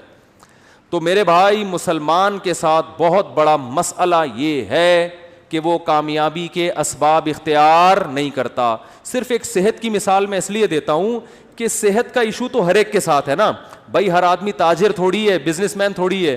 کچھ ملازمت کرتے ہیں, کچھ تاجر میں ہیں, کچھ پڑھائی پڑھ رہے ہیں, کچھ کوئی اور کام کر رہے ہیں. لیکن صحت تو ایک ایسی چیز ہے جس سے ہر ایک کو محبت ہوتی ہے نا. تو اسی صحت کے معاملے میں اپنے حالات دیکھ لو, اسی صحت کے معاملے میں اپنے حالات دیکھ لو کہ جس کو اپنی صحت کی فکر نہیں ہے وہ باقی کام کیا ٹھیک کرے گا. آپ کہہ سکتے ہو ہمیں صحت کی فکر اس لیے نہیں ہے کہ ہمیں کوئی صحت بنانے کا زیادہ شوق ہی نہیں ہے. یہ 100% غلط ہے. اگر یہ بات درست ہوتی تو آپ بیمار ہو کے اتنا پریشان نہ ہوتے. پھر آپ کو شوگر ہو جاتی, آپ خوش ہوتے یار ہمیں کون سا صحت کیا ہو گئی, کوئی مسئلہ نہیں. ابے ایسی ٹینشن میں آتے ہیں یار یہ کیا ہو گیا, کڈنی فیل ہو گیا, تو آپ کہتے ہیں کوئی مسئلہ نہیں, کڈنی ہے نا, فیل ہو گیا تو کیا ہوا, دوسرا لگوا لیں گے, ادھار لے لیں گے 70 بھائی سے کچھ دنوں کے لیے. لیکن آپ کتنی ٹینشن میں آتے ہو, اس کا مطلب آپ صحت پہ کمپرومائز کرنے کے لیے تیار نہیں تھے. آپ سستی, کاہلی اور معذرت کے ساتھ, بہت ہی معذرت کے ساتھ, پوستی پن کی وجہ سے ایسا ہو رہا ہے آپ کے ساتھ. پوستی پن سمجھتے ہیں؟ پوستی نہیں پتا, اتنا مشہور گالی ہے یار, کہتے ہیں پوستیوں کی طرح پڑا رہتا ہے, کہتے نہیں ہے. تو وہ یہ پوستی پنا ہے کہ پرواہ ہی نہیں ہے, نہ کھانے کا ہوش, کھائے جا رہے ہیں تو نان اسٹاپ کھائے جا رہے ہیں. ایک بندہ آیا, میں ڈاکٹر کے پاس بیٹھا ہوا تھا, اتنا گول موٹا ماشاءاللہ, ڈاکٹر کے پاس آیا, کہہ رہا ڈاکٹر صاحب میرا پیٹ بھی بڑھ گیا, وزن بھی بڑھ گیا ہے, میں چاہتا ہوں یہ وزن کم ہو جائے, لیکن اللہ کا واسطہ مجھے واکنگ کا مشورہ نہ دینا. میں اسے جاگنگ کا کہنے والا تھا, وہ کہہ رہا تھا کہ اللہ کا واسطہ مجھ سے چلا نہیں جاتا, کوئی دوائیں کھلا دو میں ہلکا ہو جاؤں. ڈاکٹر نے اس کو بولا بھائی ایسا ممکن نہیں کہ لیٹے لیٹے سرنج سے جو ہے نا تمہاری چربی نکال کے تمہیں کم کر دیں. فٹ بال میں سے تو ہوا ایسے نکالی جا سکتی ہے, بندے میں سے ہوا نکالنا میرے بھائی آسان نہیں ہے. بندے کو اپنی ہوا خود ہی نکالنی پڑے گی, چلے بغیر یہ ممکن نہیں ہے.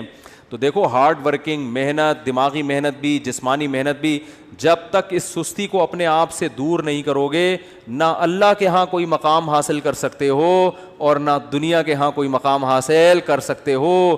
اور اس میں یہ امیدیں, بے دین آدمی تو کہتا ہے چلو کہیں بھی مقام نہیں مل رہا کیا کریں, دیندار آدمی اس پہ دین کا لیبل لگا دیتا ہے. یہ ہے اصل چیز خطرناک جو میں بیان کرنا چاہتا ہوں. اگر کوئی اسباب اختیار کرتا ہے نا کامیابی کے, اس کو بیوقوف سمجھتے ہیں لوگ. علماء کے ساتھ دیکھ لو نا, علماء کے ساتھ گارڈ ہوتے ہیں, زیادہ تر علماء کے ساتھ جو مشہور ہیں نہیں ہوتے, ہوتے ہیں بولو نا. اور یاد رکھو یہ ذمہ داری جو خود عالم ہوتا ہے نا وہ اس سے بے پرواہ ہوتا ہے, وہ تو شہادت کی تمنا میں ہوتے ہیں. یہ ان کے ماتحتوں کا, مریدوں کا کام ہوتا ہے ان کو اس کی طرف توجہ دلانا کہ حضرت آپ کو ایسے چھوڑیں گے نہیں, گارڈ کے بغیر نہیں چھوڑیں گے ہم آپ کو. لیکن مسجدوں میں الٹا ہو رہا ہے, مرید الٹا کر رہے ہوتے ہیں. اگر ان کے پیر صاحب گارڈ اپنے خرچے پہ بھی رکھ لینا تو مریدوں کو اعتراض ہو رہا تھا, یار پیر صاحب کو اللہ پہ توکل, بولو بھائی پیر صاحب کو تو اللہ پہ توکل ہی نہیں ہے. مفتی نظام الدین شہید ہو گئے, وہ تو گارڈ کی موجودگی میں شہید ہوئے. اس کا مطلب ہے کہ گارڈ ان کے ساتھ تھے مگر جتنی سیکیورٹی ہونی چاہیے تھی اتنی. دیکھو باطل لوگوں میں قتل بہت کم ہوتے ہیں لوگ, اہل باطل کے یہاں, اس لیے کہ وہ اللہ پہ توکل تو ہے ہی نہیں نا ان کے یہاں تو سب کچھ اسباب. آپ کو پتا ہے یہ جو ڈونلڈ ٹرمپ کی سیکیورٹی, کبھی یوٹیوب پہ سرچ کریں آپ حیران ہو جائیں گے. یہ سیکیورٹی اگر کوئی مسلمان سربراہ رکھ لے تو لوگ اس کو کیا تانا دیں گے؟ اللہ پہ توکل نہیں ہے. حالانکہ یہ تانا یہاں بنتا ہے ہی نہیں. ہمارے شیخ نے گارڈ رکھے, حضرت مفتی رشید احمد صاحب نے, تو لوگوں نے کہا ایک طرف اتنے اللہ والے, اللہ کی محبت میں ہر وقت آنسو نکلتے رہتے ہیں, روتے رہتے ہیں اور اپنی حفاظت کے لیے. حضرت کے تو گارڈ ایسے خاندانی گارڈ تھے, وہ تو کسی کو معاف کر, وہ تو حضرت کے تو یعنی وہ تو گارڈ کا اس سے بھی تعلق ہے نا کہ آپ کو خطرہ کتنا ہے. تو حضرت کو تو بہت زیادہ خطرہ تھا. تو حضرت ہی کے بہت سے مریدین نے کہنا شروع کیا, بھائی ان کا تو اللہ پہ توکل نہیں ہے, اتنے بڑے بزرگ بنے. ہر ایک کی تلاشی ہوتی تھی, جو بھی آتا تھا نا, چاہے کوئی بزرگ آئے نیک آئے, گارڈ سب کو اچھی طرح کنگال کے اندر بھیجتے, اب آپ جا سکتے. تو بہت سے لوگ بگڑ بھی جاتے تھے, کہ ہم بم لے کر آ رہے ہیں. بعض کہتے تھے کیا ہم شکل سے چور لگ رہے ہیں, کیا ہم بم رکھنے آئے ہیں یہاں پہ. تو حضرت کی طرف سے ہدایت تھی, کسی کو معاف کرنے کی اجازت نہیں ہے, سب کی تلاشی. تو بہت سے دینداروں نے اعتراض کیے, ان کو پہ توکل نہیں ہے. اللہ کی قدرت, ایک حملہ ہو گیا مدرسے پر. یہ بات ہے 94-95 کی. ہم بھی مدرسے میں نیچے سو رہے تھے, کچھ دہشت گرد مدرسے میں گھسے. گارڈ نے بہادری کی ہے, وہ مورچے سے اتر کے اس نے چھلانگ لگائی, ریپیٹر سے پورا برس فائر کیا, پورا برس اس کے پیٹ میں, وہ تو وہیں شہید ہو گیا. لیکن اس کی بہادری سے فائدہ یہ ہوا کہ وہ جتنے دہشت گرد تھے وہ مدرسے کے اندر داخل نہیں ہو سکے. ورنہ آج میں یہاں ممبر پہ بیٹھ کے بیان نہیں کر رہا ہوتا, کیونکہ ان کا تو ہدف تھا گولیاں ہمارے اوپر سے گئیں, ہم لیٹے ہوئے تھے, ہمارے اوپر سے گولیاں جا رہی تھیں, مسجد میں سو رہے تھے. تو جو دہشت گردوں نے کارروائی کی نا, ان کی گولیاں ہمارے اوپر سے گئی ہیں. تو جب ہم اٹھے ہیں تو وہ بھاگ چکے تھے, کیونکہ اس نے گارڈ نے ایسی بہادری دکھائی کہ وہ جان پہ کھیل گیا, خود تو شہید ہو گیا, اور لیکن اس نے ان سب کو بھگا دیا. تو اس کے بعد وہ جو باتیں کرتے تھے نا الٹی, انہوں نے کہا یار اچھا ہوا انہوں نے گارڈ رکھے ہوئے تھے, ورنہ تو آج تو سارے ہی گئے تھے. تو حضرت کو اتنا غصہ آیا, حضرت نے فرمایا غنیمت ہے, سمجھ میں آ گیا, ایک بندے کو شہید کروا کے بات سمجھ میں آ گئی, لیکن شکر ہے. تو حضرت فرماتے تھے یہ کون سی عقل مندی ہے کہ ایک بندہ کو شہید کروانے کے بعد بات سمجھ میں آئے. عقل مندی تو یہ ہے کہ کام سے پہلے بات سمجھ میں آ جائے. پھر حضرت نے فرمایا, حضرت مولانا یوسف دھیانوی شہید رحمۃ اللہ علیہ, اتنے بڑے بزرگ, اتنے بڑے عالم, ان کی محنتیں ہوتی ہیں, پوری جوانی علم حاصل کیا ہوتا ہے, اتنی یہ ایسی شخصیتیں غیروں کے پاس ہوتی نا تو آپ دیکھو وہ کتنی قدر کرتے ہیں ان کی. گورا اپنے سائنسدانوں کی کتنی قدر کرتا ہے. گورے کو پتا ہو کہ یہ ہمارا قیمتی سرمایہ ہے. اچھا مجھے ایک بات بتاؤ, آرمی کا کوئی بہت بڑا آفیسر ایسے ہی سول ڈریس میں ایسے ہی گھوم رہا ہو اور کوئی گارڈ وارڈ نہ ہو, آرمی چھوڑے گی اس کو؟ آرمی بولے گی بھائی تم پہ خرچہ ہوا ہے, تم اگر شہید ہو گئے نا تم تو جنت میں جاؤ گے, ہماری ایسی کی تیسی ہو جائے گی, ہم نے ٹریننگ کی ہے, لاکھوں روپے خرچ کیے. ایک آرمی کے آفیسر آئے تھے ملنے کے لیے, وہ پتہ نہیں SSG کمانڈو تھے کیا تھے. تو ہمارے دوست نے مجھے بھی انوائٹ کر لیا, اس نے ان کی دعوت کی تھی, مجھے بھی انوائٹ کیا. تو وہ پائے وائے پکے تھے, وہ نہیں کھا رہے تھے, کوئی پائے تھے یا کیا, کوئی ایسی خوراک تھی جو فل آف کولیسٹرول ہوتی ہے, تو وہ نہیں کھا رہے تھے. تو ہمارے دوست نے ان سے پوچھا آپ کی, انہوں نے کہا یار ہماری ٹریننگ پہ صحت پہ اتنے لاکھوں روپے خرچ ہوئے ہیں, میں پائے کھا کے حکومت کا وہ پیسہ ضائع نہیں کرنا چاہتا. میں کھانے پینے میں احتیاط, یا تو پہلے کھانا کھا چکے تھے, ڈبل کھانا تھا, کیا تھا, مجھے تو واقعے کا اصل مغز یاد رہ جاتا ہے, پوری تفصیل یاد نہیں رہتی. تو میں نے کہا بندہ خاندانی ہے. بندہ کیا ہے؟ حکومت کے پیسے سب نہیں ہے خاندانی, ہر طرح کے لوگ ہوتے ہیں, فوج میں بھی ہر جگہ, تو کھا بھی رہے ہوتے ہیں کہ آ جاؤ, حکومت کا پیسہ ہے نا, پھر تو ڈبل کھانا ہے. ٹھیک ہے نا. اچھے بھی ہوتے ہیں, ہر طرح ہر طبقے میں اچھے برے سب طرح کے لوگ ہوتے ہیں, تو وہ بڑے خاندانی تھے. بریگیڈیئر کے رینک کے آدمی تھے, انہوں نے کہا میں نہیں کھاؤں گا, اتنا خرچہ تھی, بڑی ٹائٹ خاندانی قسم کی فٹنس. تو یہ انسان کے عقل مند ہونے کی علامت ہوتی ہے, کوئی سیکیورٹی کا انتظام نہیں. تو یہ ہمارے دینداروں میں ایک بہت بڑا فالٹ ہے, وہ اس کو توکل سمجھتے ہیں, حالانکہ یہ توکل نہیں ہے. قرآن نے کیوں کہا ادوا لہم ما استطعتم من قوہ, قوت اختیار کرو, الا ان القوۃ الرمی, آپ نے فرمایا قوت سے مراد تیر اندازی ہے, تیر اندازی سیکھو.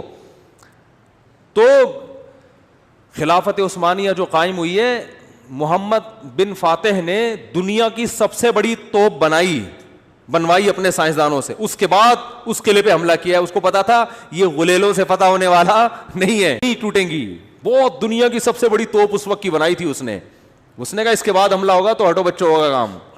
تو یہ اسباب کے ساتھ اللہ نے دنیا کو جوڑ دیا ہے. ہاں مسلمان اسباب اختیار کرتا ہے, نظر اسباب پہ نہیں رکھتا. اسے وہ بہاری بھائی کا مقولہ ہر وقت یاد رہتا ہے کہ اگر انسان کی شامت آتی ہے تو اونٹ پہ بیٹھے ہوئے آدمی کو بھی کتا کاٹ لیتا. ہمارے ایک دوست بہاری تھے, باتیں بڑی کرتے تھے, تو وہ کہتے تھے کہ دیکھو جب انسان کی شامت آتی ہے تو اونٹ پہ بیٹھے ہوئے آدمی کو بھی کتا, حالانکہ کتے کے لیے وہاں جانا آسان کام نہیں ہے, کنوینس کا مسئلہ ہے بھائی, اس کو تو پوری رینٹ پہ گاڑی لینی پڑے گی. تو جب موت آتی ہے تو کتا کاٹ لیتا ہے. تو جب آنی ہوتی ہے میرے بھائی تو پھر تو 20 گارڈ بھی ہوں, گارڈ ہی دشمن بن کے مار دیتا ہے. جب آنی ہوتی ہے تو آپ صحت کا جتنا مرضی خیال کرو, ایک چھوٹا سا وائرس آپ کی ناک میں داخل ہو کر آپ کی ایسی کی تیسی کر دیتا ہے. ایک کینسر کے اسپیشلسٹ تھے, انہوں نے بتایا کہ بعض دفعہ ایک ایسے آدمی کو کینسر ہوتا ہے جس کے کینسر ہونے کا دور کا امکان نہیں ہوتا. میڈیکل سائنس حیران ہوتی ہے اس آدمی کو کینسر ہو کیسے گیا. تو اللہ سے تو نہیں لڑ سکتے, لیکن عام طور پہ ایسا ہوتا نہیں ہے. عام طور پر قانون یہی ہے کہ جو حفاظت کرے گا اس کی حفاظت ہوگی, جو صحت کا خیال کرے گا اس کی صحت ٹھیک رہے گی, جو پیسہ کمانے کے لیے محنت کرے گا اللہ اس کو پیسہ دے گا, جو پڑھائی پہ محنت کرے گا آگے نکلے گا. ایسے ایسے پاکستانی یا یو ایس اے یو کے میں جنہوں نے, یہاں بلوچ ایک لڑکا بھی, اس کی معلومات مجھے ہوئی, میں انشاءاللہ پوری ڈیٹیل لے کے آپ کو اس کے بارے میں انشاءاللہ بتاؤں گا, کہ بلوچستان میں پیدا ہوا, اردو بھی نہیں آتی تھی. اس نے ایک عزم بنایا کہ یار میں نے یہاں تک پہنچنا ہے, اور آج امریکہ میں بیٹھا ہوا ہے. وہ امریکن گورنمنٹ اس کو بڑا پروٹوکول دے رہی ہے, اتنی ترقی کی اس نے.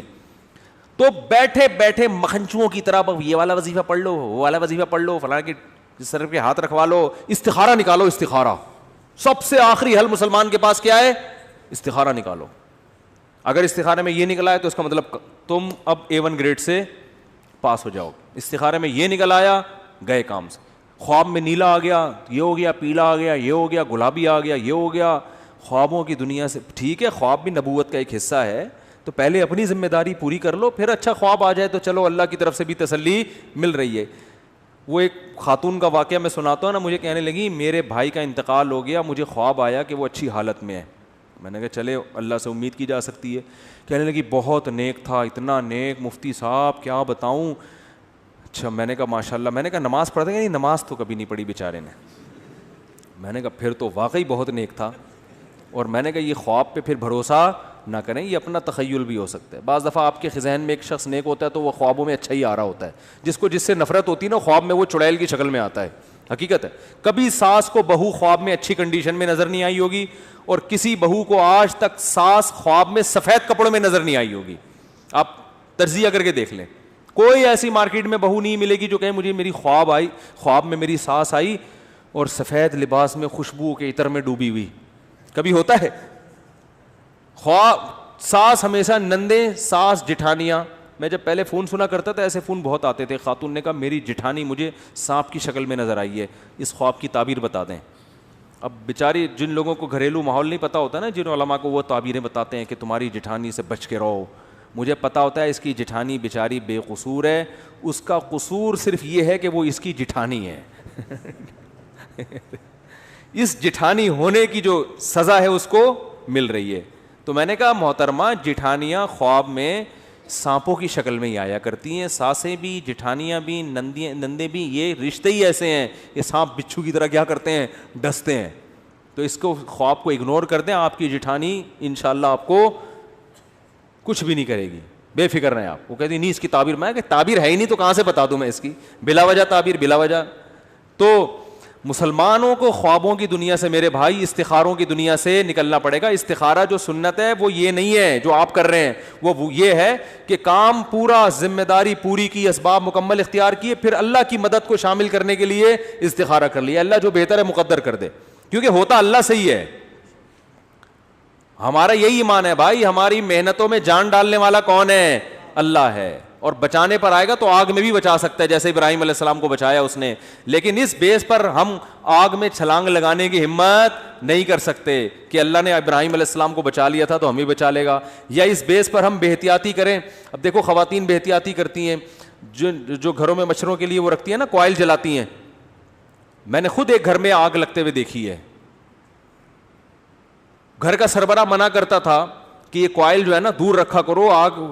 اس نے مجھے خود بتایا واقعہ, کہہ رہے میں اپنے گھر والوں کو منع کرتا تھا کہ بھائی یہ کوائل دور رکھا کرو, اس سے آگ لگ سکتی ہے, سردیوں کا مہینہ ہے, رضائی وہ کہہ رہے ہیں گھر والے ماں وہ بھائی اتنی دور رکھی ہوئی ہے, لحاف وہاں تک نہیں پہنچ سکتا, اس طرح کے. حالانکہ سوتے میں کچھ بھی ہو سکتا ہے, لحاف کھسک کے وہاں تک جا سکتا ہے. رسک کتنا بڑا ہے, اگر چلا گیا تو کیا ہوگا؟ نہیں جی, گھر میں آگ لگ گئی. اس سوتے ہوئے میں بچے نے کہیں لحاف اٹھا کے پھینکا ہوگا, اس کو گرمی لگ رہی ہوگی, کیا ہوگا؟ روئی میں ذرا سی آگ لگی ہے, ہوتے ہوتے ہوتے پورا کمرہ آگ سے بھر گیا. خیر بچ گئے وہ, الحمدللہ مرے نہیں, بھاگ گئے. لیکن یہ نبی صلی اللہ علیہ وسلم نے کیا فرمایا کہ رات کو چراغ گل کر کے سو, چراغ بجھا کے سو. فَإِنَّ الْفُوَيْسِقَةَ تَضْرِمُ النَّارَ عَلَىٰ أَهْلِهَا. کس قدر احتیاط ہے, صحیح حدیث ہے. یہ نہیں فرمایا کہ بھئی وہ چراغ کی وہ بتی جل رہی ہوگی تو تمہارا لحاف کھسک کے وہاں تک جا سکتا ہے, نہ نہ نہ. فرمایا اس بات کا امکان ہے کوئی چوہا نکلے رات کو اور وہ چراغ کو کیا کر دے, گرا دے, اور اس سے آئل پھیل جائے گا نا, اس میں آگ پھیل جائے گی. اس چوہے کا امکان کتنے فیصد ہوتا ہے گھر میں؟ 1% بھی امکان نہیں ہوتا, 0.001% ہوتا ہے.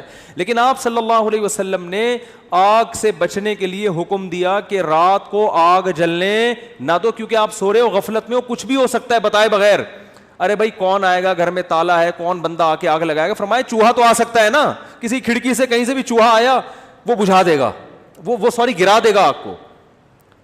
کتنے لوگ جنریٹر اسٹارٹ کرتے ہوئے مر چکے ہیں, دیکھا نہیں آپ نے؟ کتنے لوگ گیس کی وجہ سے مر چکے ہیں. کوئٹہ میں کیا ہوتا ہے, چاروں طرف سے کمرہ بند کیا, اب تو دوسرے چولہے آ گئے ہیں, تو وہ گیس کھلی رہ گئی اور صبح سب کا انا للہ, سارے مرے پڑے ہیں.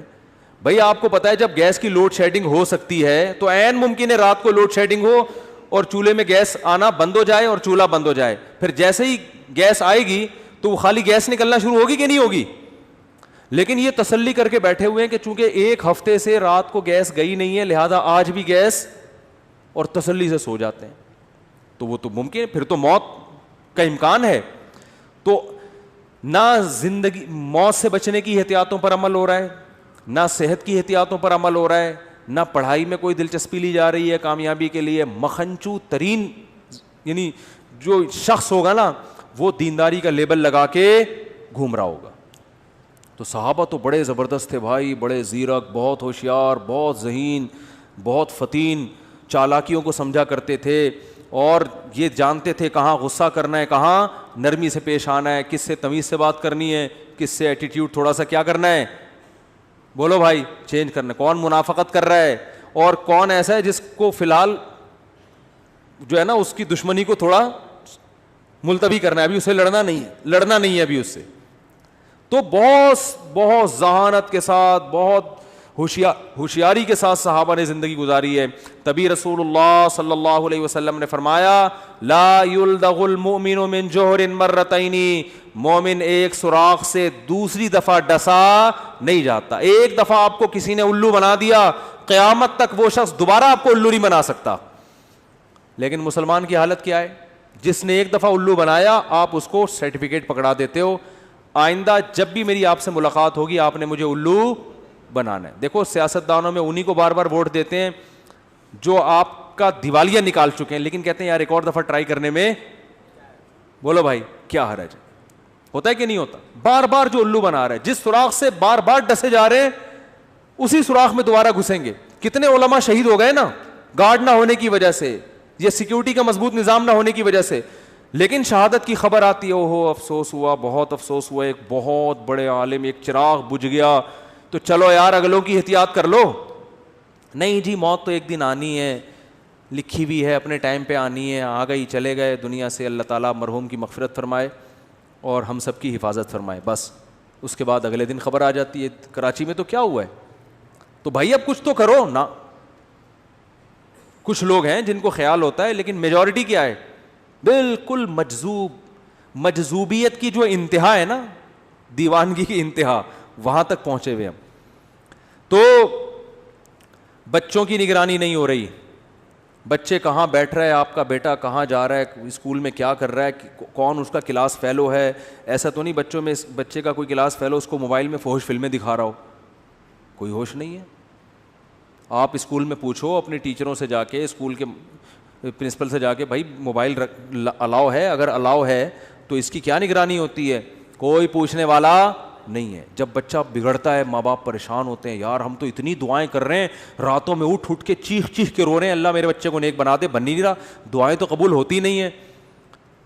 بھائی آپ نے کبھی صبح ناشتے میں یہ کیا کہ آج میں نے رو رو کے دعائیں کری ہیں، اللہ میرا کھانا کھائے بغیر ویسے ہی پیٹ بھر دے؟ پیٹ تو بھر ہی نہیں رہا، دعائیں تو قبول ہی نہیں ہو رہی. اللہ کہے گا کس نے منع کیا ہے؟ بھائی روٹی آٹا ڈال، گوند کھا، کس نے پابندی لگائی ہے؟ تیرا پیٹ میں بھروں گا. تو بھائی بچے کی تربیت کا انتظام تو کر لو، پھر دعائیں بھی قبول ہوں گی، دعاؤں کی برکت سے اور پروازوں پر جائے گا انشاءاللہ. کچھ تھوڑی بہت کوتاہی رہ گئی ہوگی، اللہ اس کی تلافی کر دے گا. تو کوئی فکر ہی نہیں ہے اسکول میں کیا کر رہا ہے، کن کے ساتھ اٹھ رہا بیٹھ رہا ہے. ماں سے بچہ بدتمیزی کرتا ہے نا، باپ اس کو تنبیہ نہیں کرتا. بچہ باپ سے بدتمیزی کرتا ہے تو ماں اس کو تنبیہ نہیں کرتی، اس کو نہیں، بلکہ باپ اگر ڈانٹے گا تو ماں رکاوٹ بنے گی، کیوں ڈانٹ رہے ہو اس کو. اس کا مطلب آپ اپنے بچوں کو بڑوں کا ادب نہیں سکھا رہے. تو وہ جیسے باپ سے بدتمیزی کرے گا کل ماں سے بھی کرے گا. آج ماں سے بدتمیزی کر رہا ہے، کل باپ سے بھی. چھوٹا بھائی اگر بڑے بھائی سے بدتمیزی کر رہا ہے، اس کا مطلب کل وہ باپ سے بھی بدتمیزی کرے گا. تو آپ تو بدتمیزی سکھا رہے ہو اس کو. تو اس لیے میرے بھائی مسلمان کو اپنی کھوپڑی کیا کرنی ہے؟ بیدار مغزی کے ساتھ آپ کیا کر رہے ہو، صحت کے لیے کیا کر رہے ہو. میں تو کہتا ہوں ڈائری لے کے نا بیٹھ جاؤ، بہت ساری چیزیں اپنی نا ڈائری میں لکھو. بس یہ آخری بات کر کے اپنے بیان ختم کرتا ہوں. ڈائری لو، بیٹھ جاؤ، بولو میں نے دنیا میں کیا کیا کرنا ہے. یا ایسے ہی پہلے تو یہ تھوڑی دیر سوچو بیٹھ کے. اچھا یہ ایسے بیٹھو کہ کوئی پاس میں موجود نہ ہو. کنوارے لوگوں کے لیے تو بہت ہی آسان ہے یہ، شادی شدہ لوگوں کے لیے تھوڑا سا مشکل ہوگا، کیونکہ جب آپ بیٹھو گے نا ڈائری لے کر بیگم نہیں بیٹھنے نہیں دے گی. وہ کہے گی کیا ہو گیا، کیا کر رہے ہو، کیوں اکیلے، خیریت، بجھے سے لگ رہے ہو آج آپ، ٹھیک ہے نا. تو بیگم کو بھی ڈائری دے کے دوسرے کمرے میں بٹھا دو. بیگم تم بھی اپنا ایک ویژن بناؤ، میں نے دنیا میں کرنا کیا ہے. تو پہلے نا ڈائری لے کے تنہائی میں آپ بیٹھ جائیں، کوئی بھی نہ ہو، بالکل فریش ہو اس وقت، کسی چیز کی چاہت نہ ہو کہ پان کھانے کا دل چاہ رہا ہے، گٹکا کھانے کا، وہ گٹکے مٹکے پان سگریٹ سب فارغ ہو کے بیٹھو. کرو گے نہیں کرو گے؟ میں بتا دوں، وقت سننے کے لیے تیار ہیں؟ ڈائری لے کے آپ بیٹھ جائیں اور پھر آپ کہیں یار میں نے دنیا میں کرنا کیا ہے. ایسے ہی جیسے میری زندگی گزر رہی ہے ٹھیک ہے، بالکل اسی طرح زندگی گزارنی ہے یا کچھ کرنا ہے. تو آپ کو بہت سارے شعبے نظر آئیں گے جس میں آپ کو سرسری غور سے معلوم ہوگا کہ یار ان شعبوں میں مجھے آگے بولو بھائی بڑھنا ہے. کچھ تو کامن چیزیں ہیں وہ میں جو سب کے لیے وہ میں بتا دیتا ہوں. کچھ چیزیں تو آپ کی پرسنل ہوں گی، یار میں نے یہ بھی کرنا ہے، وہ میں نہیں، وہ تو آپ خود سوچو گے. کچھ چیزیں تو ایسی ہیں جو دنیا میں ہر پاگل سے پاگل آدمی کہتا ہے کہ یہ تو سب نے کرنا ہی ہے. ان میں سب سے پہلی چیز ہے صحت. ویسے تو سب سے پہلی چیز ہے اسلام، اللہ کے لیے کیا کیا، لیکن میں صحت کو اس لیے پہلے نمبر پہ کہ اسلام پر عمل بھی صحت کے بغیر ممکن، کیونکہ جب بیمار ہو گئے نا تو وہ کچھ بھی نہیں کر سکو گے پھر. تو بیمار ہونے سے پہلے صحت کی حالت میں اتنا کچھ کر لو کہ بیمار ہونے کے بعد حسرت اور افسوس نہ رہے. تو اس لیے میں صحت کو پہلے رکھ رہا ہوں، ورنہ پہلے تو دین ہے نا. تو سب سے پہلے آپ لکھو کہ بھائی صحت کے حوالے سے میری مستقبل میں کیا پالیسی ہے. جس طرح سے پھوڑ رہا ہوں یہی پھوڑتا رہوں، جو مرضی دعوت پہ بلا لے چلا جاؤں، جتنے مرضی کوفتے کھلا دے کھا جاؤں.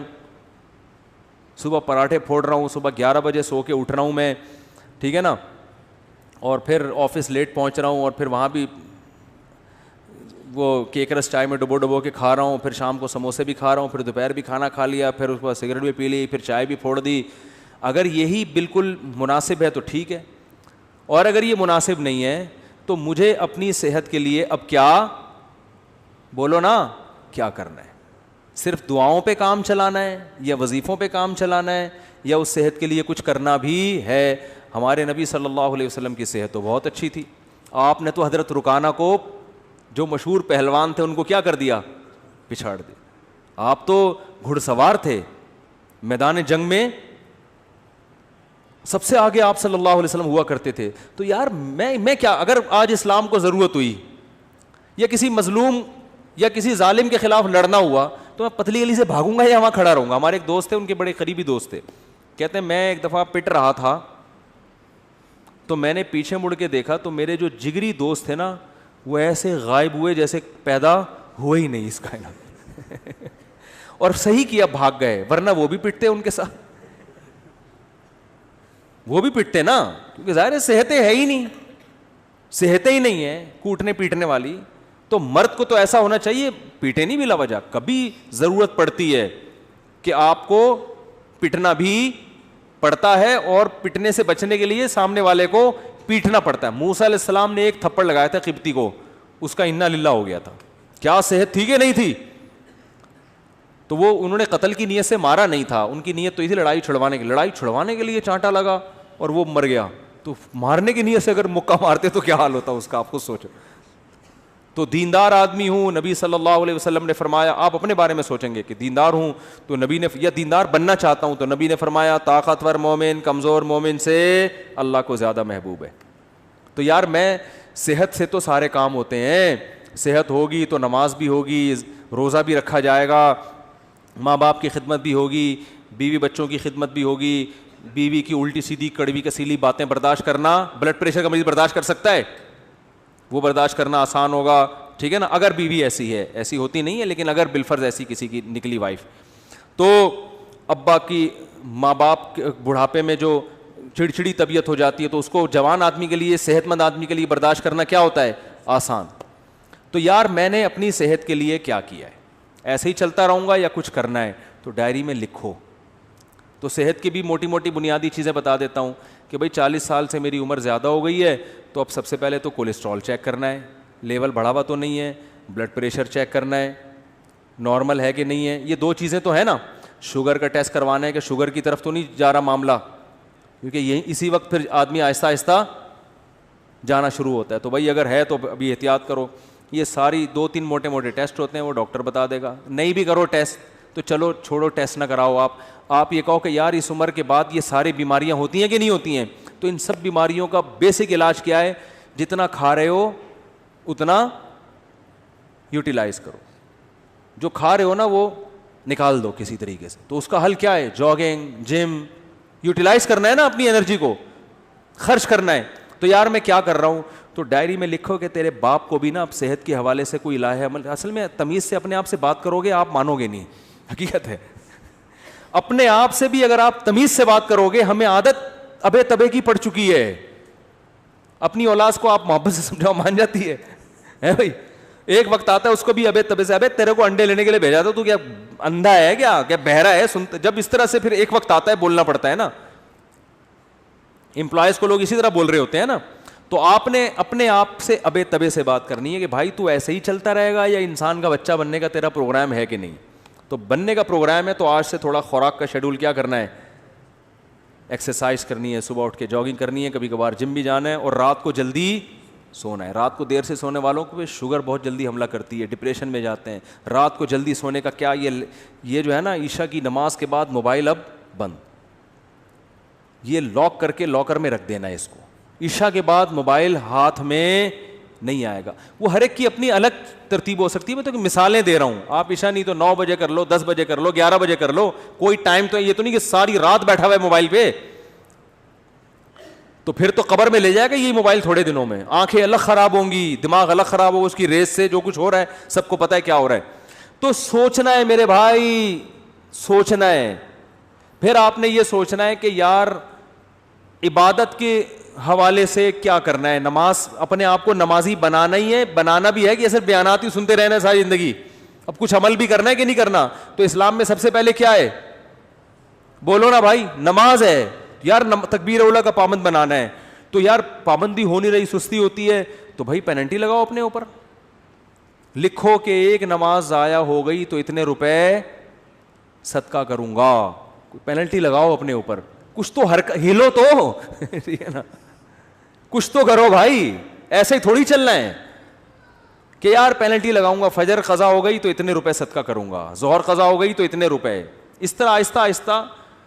پھر جو ہے نماز کے علاوہ پھر کوئی کسی میں کوئی اخلاقی برائی ہے خدا نخواستہ, کوئی بد نظری کی عادت ہے, یہ کوئی اور برائی ہے, تو یار یہ برائی چھوڑنی ہے. سگریٹ کی عادت ہے, گٹکے کی عادت ہے, ابے کیا ساری زندگی سگریٹ پیتا رہے گا؟ دیکھا نہیں ہے ہر ڈبے پہ لکھا ہوتا ہے خبردار سگریٹ نوشی صحت کے لیے مضر ہے, ہر ڈبے پہ لکھا ہوتا ہے. تو کیا اندھا ہے, تجھے نظر نہیں آ رہی ہے؟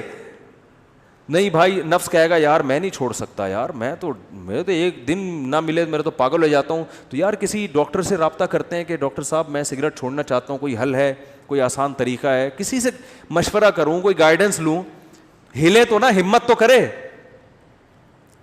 بہت سے ڈاکٹرز ہیں جو آپ سے سگریٹ چھڑوا دیں گے, اس کے علاج ہے, وہ آپ کو طریقہ بتائیں گے, کچھ ہمت کرنی پڑے گی. تو آہستہ آہستہ کیا ہوگا, پھر اسی طرح اپنے اس ویژن میں آپ نے کتابوں کا مطالعہ, یار اپنی نالج کو بھی کیا کرنا ہے, بڑھانا ہے. انسان کی پہچان علم سے ہوتی ہے کہ نہیں ہوتی؟ عزت علم سے ہوتی ہے. نالجیبل آدمی ہر جگہ عزت ہوتی ہے, یار اس کے پاس نالج ہے, معلومات ہیں. ڈاکٹر ذاکر نائک کو لوگ کیوں سلام کرتے ہیں؟ نالج ہے یار, حوالے ہیں. کوئی ہسٹری میں ماہر ہوتا ہے, کوئی قرآن و سنت میں ماہر ہوتا ہے, کوئی میڈیکل سائنس میں ماہر ہوتا ہے.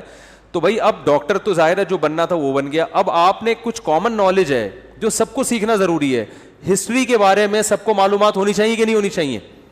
تو یار چلو اسلامک ہسٹری پہ کتابیں پڑھنی ہے, سب سے پہلے سیرت ہے اس میں, تو آپ نے کیا کرنی ہے, کتابوں کی لسٹ بنا لینی ہے. یہ کتابیں میں نے اپنی زندگی میں 2 سال کے اندر بولو بھائی مکمل کرنی ہے. اور شروع کہاں سے کرنا ہے؟ سیرت.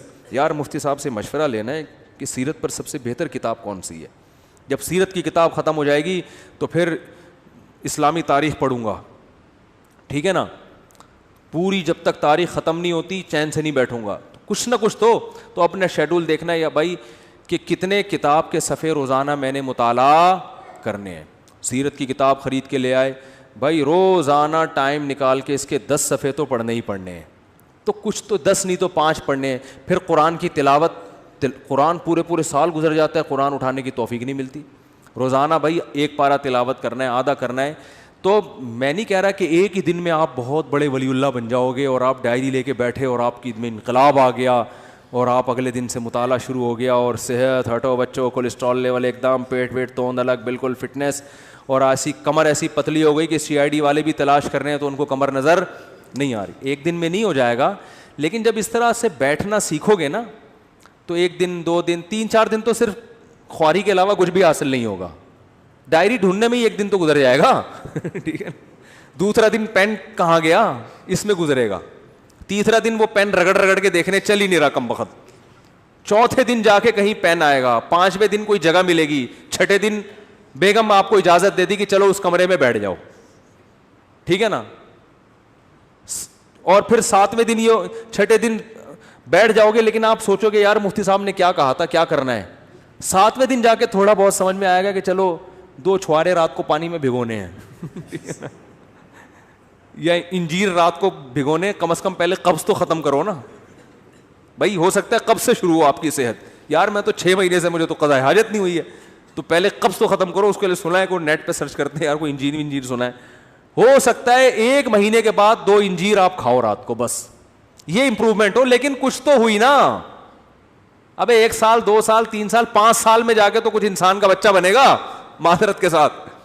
لیکن جو اسٹائل ہمارا ہے نا ابھی, اس میں 100 سال بھی گزر جائیں گے, اس میں کوئی انسان کا بچہ نہیں بنے گا. جہاں ہو وہیں کے وہیں رہو گے اور مر جاؤ گے تھوڑے دنوں میں. سب مریں گے لیکن کچھ کر کے نہیں, بغیر کیے مر جائیں گے. وہی ہوگا, ایک دن جنازہ اٹھائیں گے, مرحوم بہت اچھے تھے, بس پیٹ تھوڑا مرحوم کا نکل گیا تھا اور موت کی وجہ یہ بنی کہ اس دن تھوڑا سا پراٹھے زیادہ کھا لیے تھے حضرت نے, اور ڈاکٹر نے منع بھی کیا تھا, شوگر تھی, 6 لڈو کھائے تھے میرے سامنے. بس موت تو آنی ہے ایک دن, اللہ تعالیٰ مغفرت فرمائے مرحوم کی. باقی بچوں کا کیا ہوگا, ان کے لیے کچھ بنایا نہیں, بچے تو رول رہے ہیں بیچارے, بد دعائیں دے رہے ہیں ابا کو, ابا پیدا ہی نہ کرتے اچھا تھا, کس حال میں چھوڑ کے گئے ہو, ٹھیک ہے نا. تو کچھ کرنا پڑے گا میرے بھائی. میں نے جو بات جہاں سے شروع کی تھی وہاں ختم کرتا ہوں کہ فطرت سے جب بغاوت کرو گے تو فطرت معاف بولو نہیں کرے گی. فطرت سے مت لڑو, جو نیچر جیسے چلنے کا کہہ رہی نا, تمیز سے نیچر کے ساتھ چلتے رہو. کیا خیال ہے, غلط تو نہیں ہے؟ تو خلاصہ وہی نکلا کہ فطرت سے مت لڑو. کیا خلاصہ نکلا بولو. تو یہ کوتاہی آج بہت سے لوگوں سے ہوتی ہیں. لانگ روٹ پہ جا رہے ہیں, دیکھ ہی نہیں رہے کہ کوئی جو ہے وہ راستے میں پیٹرول پمپ ہوگا کہ نہیں ہوگا, اسپیئر ٹائر کے بغیر چلے جا رہے ہیں. پھٹ گیا تو کوئی بات نہیں, اللہ پہ توکل کر کے جا رہے ہیں, کوئی مسئلہ نہیں. او بھائی, اللہ نے کب کہا ہے کہ میں نے ضمانت لی ہے کہ تمہارے ٹائر کو کچھ نہیں ہوگا. میں آپ کا کافی ٹائم سے سنتا ہوں, کچھ میرے غیر مسلم بھائی پر محنت چل رہی ہے لیکن رشتے کا مسئلہ ہے. الحمدللہ, خود انہوں نے الحمدللہ لکھا ہوا ہے. میں نالائق کے ذریعے اسلام لائے, چندے وغیرہ کی ضرورت نہیں. پتہ نہیں کیا کہہ رہے ہیں یار. بھائی اللہ ان کو اسلام کی توفیق دے, بہت بڑی نیکی ہے کسی غیر مسلم کو اسلام کی دعوت دینا. مسلمان ہو جائے گا تو شادی بھی ہو جائے گی انشاءاللہ. مسلمان ہو کے تو شادیوں کا 4 شادیوں کا چانس ہو جاتا ہے اس کے لیے. مفتی صاحب, اگر کوئی غصے میں بول دے کہ خدا کو نہیں مانتا تو کیا اسلام سے خارج ہو جائے گا؟ جی ہاں, اسلام سے خارج ہو جائے گا, اس کا نکاح بھی ٹوٹ جائے گا. انہوں نے پوچھا ہے, ٹوٹ جائے گا نکاح. غصے میں اپنی زبان کو کنٹرول کرنے کا حکم ہے. غصے میں کسی کو چاقو مار دو تو مرے گا کہ نہیں مرے گا؟ غصے میں طلاق دے دو تو ہوتی ہے کہ نہیں ہوتی ہے؟ تو غصے میں کفر بھی ہو جاتا ہے, اگر بول دیا تو کافر ہے. میری والدہ کو ان کی, میں اگلے ہفتے پوچھوں گا آپ لوگوں سے کون کون ڈائری لے کے بیٹھا ہے, سمجھ رہے ہو؟ اگلے ہفتے پوچھوں گا کون کون بیٹھا ہے. بیٹھے گا کوئی بھی نہیں ہے, ایسے ہی آ جائیں گے اٹھ کے. اگلے ہفتے کہیں گے او مجھے تو یاد ہی نہیں تھا. میری والدہ کو ان کی وراثت میں سے حصہ ملا ہے. میرے والد بول رہے ہیں ان پیسوں میں 1 لاکھ تم رکھ لو, باقی 7 لاکھ دو, کیونکہ میں گھر کا خرچہ چلا رہا ہوں. والد صاحب کو 1 کروڑ دو. پتہ نہیں یار, یہ رائٹنگ آج کل لوگوں کی صحیح نہیں ہے. بھائی جس کا جتنا حصہ ہے وہ اسی کا ہے. ابا اگر اماں سے مانگ رہے ہیں, آپ کی اماں سے کہ اتنے مجھے دے دو, تو اماں پر لازم نہیں ہے ان کو دینا, ٹھیک ہے نا. وراثت میں آج کل بڑی گڑبڑیں ہو رہی ہیں, جو جس کا ہے وہ اسی کا ہے. اتنی ساری پرچیاں دے دیں جلدی جلدی. مولانا صاحب ایک مسئلہ دریا تصویر سامنے حرام ہے, پروفائل پہ تصویر لگانا حرام نہیں ہے. جواب سے سوال خود ہی نکال لیں تاکہ ٹائم بچے گا نا, کیونکہ ہماری رائے میں یہ ڈیجیٹل تصویر میں داخل نہیں ہے. یہ وہی ہے, بس ہم نے بتا دیا آپ کو جواب. ٹائم کم ہے نا, تو جواب سے سوال خود ہی نکالیں. بھائی دیکھو, جواب یہ ہے کہ محمد بن قاسم نے, محمود غزنوی نے ہندوستان پہ 17 حملے کیے. تو سوال کیا ہے, محمود غزنوی نے ہندوستان پر کتنے حملے کیے؟ تو خود ہی سوال نکالے نا.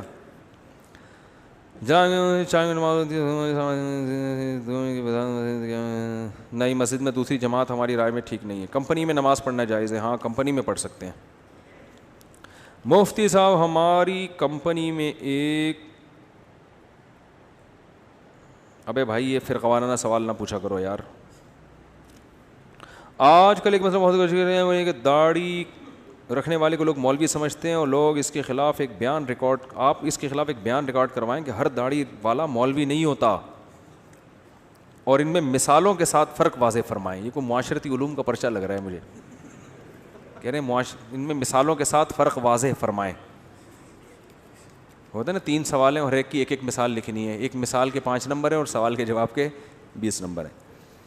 یہ کہہ رہے ہیں کہ بھائی آج کل جب داڑھی رکھ لو تو لوگ کیا تانا دیتے ہیں کہ یہ مولوی بن گیا ہے. ان کو بتائیں, یہ مجھے کہہ رہے ہیں کہ ان کو بتائیں کہ ہر داڑھی والا مولوی نہیں ہوتا. میں آپ سے کہہ رہا ہوں کہ آپ یہ مولوی کے لفظ سے اتنا چڑ کیوں رہے ہو کہ آپ کو کوئی مولوی کہہ دے تو آپ کو غصہ آ جائے. بولے اللہ کا شکر ہے یار, ہم تو فری پھوکٹ میں ہم کو مولانا کہہ دیا آپ نے یار, حالانکہ ہم تو پڑھے لکھے بھی نہیں ہیں. دیکھو, جس چیز کے برحق ہونے کا یقین ہو نا, اس پہ کبھی احساس کمتری کا شکار نہ ہو. میں اپنی بات آپ کو بتاؤں, مجھے مولوی پن سے اتنی اللہ معاف فرمائے احساس کمتری اور نفرت سی تھی جو غلط تھا, کہ ہمارے اسکول میں 14 اگست پہ ایک پروگرام ہوا 5ویں کلاس میں. تو اس میں وہ پروگرام ہوتے ہیں نا, تو اس میں کسی کو فوجی بنایا, کسی کو کسان بنایا, کسی کو تاجر بنایا, وہ ملی نغمہ پیش ہوتا ہے. تو مجھے مولوی بنا دیا. میں نے کہا میں نہیں بنوں گا, کرتا شلوار اور ٹوپی. میں نے کہا نہیں میں نہیں بنوں گا, وہ میں نہیں بنا. لیکن پھر ایسا بنا کہ سچی مچی کا مولوی, سچی مچی کا مطلب جس کو لوگ مولوی کہتے ہیں, ایسا مولانا بن گیا.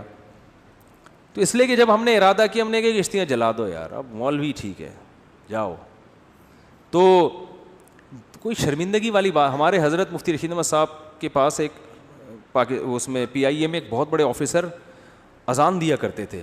حضرت کے پاس جب آتے نا تو وہ اذان وہی دیتے تھے. تو وہ PIA میں بہت بڑا عہدہ تھا. تو جب کوئی ان سے پوچھتا نا کہ آپ کیا ہیں, تو وہ یہ نہیں کہتے تھے میں PIA میں آفیسر ہوں, وہ کہتے تھے میں دارالافتاء والارشاد کی مسجد میں مؤذن ہوں. وہ کہتے تھے یار جس چیز پہ قیامت کے دن فخر کر سکتا ہوں نا, وہی چیز ابھی دنیا میں بھی بتاؤ. قیامت کے دن اللہ پوچھے گا کیا تھے, تو میں کہوں گا اللہ میں اذان دیا کرتا تھا, میں کیا تھا, مؤذن تھا. تو اب دنیا میں بھی اسی پہ قیامت میں کہو گے کہ اللہ میں مؤذن تھا, اللہ کہے گا دنیا میں تو جب کوئی تجھ سے پوچھتا تھا تو اگر لوگ پوچھتے تھے بھی تو مؤذن ہے, ابے میں مؤذن نہیں ہوں, ہاں کبھی کبھار ویسے ہی اذان دے دیتا ہوں, مؤذن نہیں ہوں بھائی, میں کوئی مؤذن تھوڑی ہوں.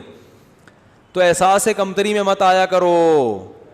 میں اپنا ایک واقعہ بتاتا ہوں نا, میں ٹرین میں جا رہا تھا, بہت پرانی بات ہے, نماز کا ٹائم ہوا. شرعی حکم یہ ہے کہ ٹرین اگر جنگل میں ہے جہاں کہیں دور دور بھی اذان نہیں ہو رہی, تو آپ جب فرض نماز پڑھیں گے تو سنت ہے کہ اذان کہیں پہلے. اور ہم نئے کالج سے نکل کے آئے تھے, مجھے اذان کہتے ہوئے شرم بہت آ رہی تھی, اور وہ بھی فجر کی اذان, سارے ٹرین میں پڑے ہوئے سو رہے ہیں. اب مجھے شرم آ رہی تھی یار میں اذان کہوں گا, لوگ بولیں گے تو بالکل ہی پروفیشنل مولوی نکلا یار. ہمارے تو خیالات کچھ اور تھے, نماز تو ہم پڑھتے تھے بچپن سے ہی, لیکن مولانا بننے کا کوئی پروگرام نہیں تھا. اب مجھے شرم آ رہی تھی یار اذان دو, تو یہ بولیں گے یار یہ ملا یہ تو پورا ملا ہے. بس ہم ٹوپی پہنتے تھے, نماز کے وقت ٹوپی پہنی اور فوراً نماز کے فوراً بعد ٹوپی اتاری اور بال پف آگے سے آدھا گھنٹہ اس کو سیٹ کرنے میں لگتا تھا. ٹوپی بھی اس طرح سے پہنتے تھے کہ بالوں کی سیٹنگ خراب نہ ہو. تو ایسے آدمی کو اذان دیتے ہوئے کتنی شرم آئے گی. تو میں بڑا کنفیوز کہ یار اذان دیں تو لوگ بولیں گے یہ تو پورا ہی ملا ہے. پھر میں نے کہا یار دیکھو اللہ کا حکم ہے کہ نماز پڑھو, یہ کمبختوں کو سوتے ہوئے شرم نہیں آ رہی ہے. سارے کلمہ گو مسلمان ہیں, یا تو کوئی عیسائی یہودی ہندو ہوتے, سب کلمہ پڑھنے والے مسلمان ہیں. سب کو پتہ ہے اسلام میں کتنی نمازیں فرض ہیں, 5 نمازیں. سفر میں بھی نماز معاف نہیں ہے. شرم تو ان کمبختوں کو آنی چاہیے جو پڑے ہوئے سو رہے ہیں, ہمیں تو فخر ہونا چاہیے. تو شرم تو پھر بھی آ رہی تھی, لیکن میں نے کہا ایسی کی تیسی جاؤ. تو میں کھڑے ہو کر میں نے تسلی سے اذان کہی. وہ اذان مجھے لگتا ہے کہ وہ والی اذان, اس کے بعد بہت دفعہ اذانیں تھیں, لیکن وہ اذان شاید اللہ کے ترازو میں شاید وہ بہت وزنی ہو, کیونکہ وہ کہتے ہوئے مجھے کیا محسوس ہو رہی تھی, شرم. تو میں نے کہا نہیں اب نہیں شرمائیں گے, شرم کن کمبختوں کو آنی چاہیے. میں نے کہا اب کوئی رضائی سے جھانکے گا بھی نہیں یوں کر کے, میں بولوں گا وہ شرم نہیں آتی تجھے. تو کانفیڈنس پیدا کرو, جو چیز برحق ہے نا, ٹھیک ہے آپ مولوی نہیں ہو, لیکن اگر کوئی کہہ دے مولوی, بولے ہاں ہے. ہمارے ایک دوست تھے, دیکھو ہم نے ساری وہ بچپن میں جو ہے نا دوستیاں یاریاں بنٹے کنچے سب کھیل کود ہم نے کیے ہیں. تو ہمارے ایک دوست تھے, ہم جب دوستوں کی گیدرنگ ہوتی تھی نا, تو آپ کو پتہ ہے دوستوں میں چھیڑ چھاڑی بہت ہوتی ہے آج کراچی کے لڑکوں میں, خاص لاہور میں تو خود بہت ہی زیادہ ہی ہے, جگت بازیاں کراچی میں بھی ہیں لیکن لاہور کا مقابلہ نہیں کر سکتے ہم لوگ. تو وہ کیا ہوتا تھا, ایک دوسرے کو تنگ کرنا, نا ابے تو یہ اس طرح کی چیزیں ہوتی تھیں. تو ہمارا ایک دوست تھا نا, اس کو جب کوئی مذاق اڑاتا نا, وہ کہتا ہاں بالکل ایسے ہی ہے. اس کو ہم کہتے تھے ابے تیرا تو دماغ ہی نہیں کہہ رہا, میں تو بالکل ہی پاگل ہوں, تمہیں کس نے کہا میرا دماغ ہے. تو وہ اتنا زیادہ کہ وہ اگلا ہی شرمندہ ہو جاتا تھا. بھائی اگلے کو تکلیف ہی نہیں ہو رہی چھیڑنے سے, ٹھیک ہے نا, وہ چھیڑ ہی نہیں رہا. کوئی اس کو کہتا تھا موٹا, کہتا اور کیا, میں تو گینڈا ہوں, تجھے کس نے کہا میں تو گینڈا ہوں. تو وہ نا یہ الٹا یہی الفاظ دہرانا شروع کر دیتا تھا. اس کا نتیجہ نکلتا کہ پھر کوئی اس کو چھیڑتا تھا ہی نہیں, یہ چھیڑ ہی نہیں رہا. اور کچھ لڑکے ایسے ہوتے تھے جن کو ذرا سے چھیڑو نا وہ لال پیلے ہو جاتے تھے, ان کو تو طبیعت سے لڑکے چھیڑتے تھے. لڑکوں کا پھر ان کو چھیڑنے کے علاوہ کوئی کام ہوتا ہی نہیں تھا. تو وہ ایک لڑکا اس میں تھا جو اس بیچارے کا قد تھوڑا چھوٹا تھا, اللہ معاف فرمائے یہ جائز نہیں ایسے کرنا, لیکن لڑکوں کو کہاں جائز ناجائز دیکھتے ہیں. تو اس کو نا ایک لڑکے نے چھیڑا, کہ ابے تو ٹھیک نا. اس کو غصہ آیا نا, غصہ آ کے نا یوں ہلتا تھا وہ, تو کہتے ہیں ابے اس کا مطلب اعصابی کمزوری بھی ہے. ٹھیک, غصہ بھی جلدی آتا ہے. اب اس کو ایک تو تم تپا رہے ہو, چھیڑ رہے ہو, جب اس کو غصہ آ رہا ہے تو اور بجائے اس کے کہ اللہ کا خوف پیدا کریں, اسے کہتے ہیں اس کا مطلب اعصاب بھی کیا ہیں, کمزور ہیں آپ کے. غصہ بھی جلدی آتا ہے, وہ اور تپتا تھا.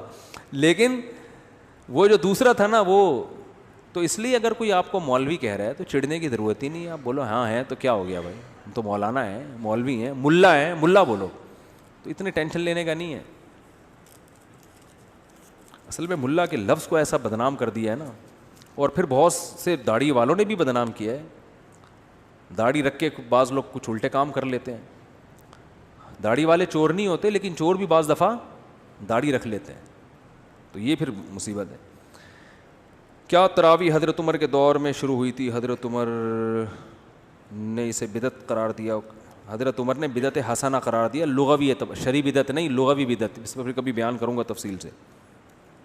میرے بھائی کا السلام علیکم اور صلی اللہ علیہ وسلم کا صحیح تلفظ بتا دیں. السلام علیکم کا ہے السلام علیکم, جو آج کل لوگوں نے ساشے پیش کر رہے ہیں سلام, السلام علیکم, ایسے سلام ہو رہا ہے السلام علیکم. ہمارے ایک استاد سے بڑے مزاحیہ تھے, ان کو جب کوئی سلام کرتا نا تو جواب میں کہتے یہ جواب دیتے تھے. تو ہم ان سے کہتے یہ کیا, انہوں نے کہا سلام میں بھی سین کی ہلکی سی آواز آئی ہے تو جواب بھی اسی اسٹائل کا ہوگا, بس. تو سلام ہو بھائی السلام علیکم, آپ پر سلام, جواب میں وعلیکم السلام. اور جب درود پڑھیں تو صلی اللہ علیہ وسلم, اس میں کوئی ٹائم خرچ نہیں ہوتا. لوگ کہتے ہیں نبی کریم صلی اللہ علیہ وسلم نے فرمایا, ارے تمیز سے بول دے یار, نبی کریم صلی اللہ علیہ وسلم نے ارشاد فرمایا. کتنا ٹائم لگے گا, پب جی میں اتنا گھنٹوں گزار کے ٹائم ضائع کرتے ہو یار, درود شریف تمیز سے نہیں پڑھا جاتا. رسول ہمارے حضرت فرماتے تھے آپ صلی اللہ علیہ وسلم کا سب سے بہترین لقب ہے رسول اللہ. میں اکثر بیان میں دیکھتا ہوں, بولتا ہوں رسول اللہ صلی اللہ علیہ وسلم نے فرمایا, کیونکہ نبی کا جو ہے نا اس سے بہتر کوئی عہدہ ہے نہیں کہ آپ اللہ کے کیا ہیں, رسول ہیں, اللہ کے نمائندے. تو سب سے پیارا لفظ کیا ہے, رسول اللہ صلی اللہ علیہ وسلم. تو تمیز سے بولا کریں, شارٹ کٹ نہ مارے کریں رسول اللہ, آپ صلی اللہ علیہ وسلم فرمایا, یوں بول رہے ہوتے ہیں لوگ. جیسے میں سوال پڑھتا ہوں نا ایسے لوگ درود پڑھتے ہیں. تو بھائی یہ تمیز سے سلام پڑھا کریں, لکھا بھی کریں. حضرت ابو بکر نے مسیلمہ کذاب کو اس لیے قتل کیا کیونکہ وہ صحابہ کرام اور مدینہ پر حملہ کرنے لگا تھا. نئی رپورٹ آئی ہے بھائی سامنے, وہ جھوٹی نبوت کا دعویٰ کیا تھا اس لیے قتل کیا تھا اس کو. میرا ایک دوست ایک لڑکی سے محبت کرتا ہے, لڑکی بھی سے محبت کرتی ہے, ان کے گھر والوں کو نہیں معلوم, وہ پھر بھی موبائل لے کر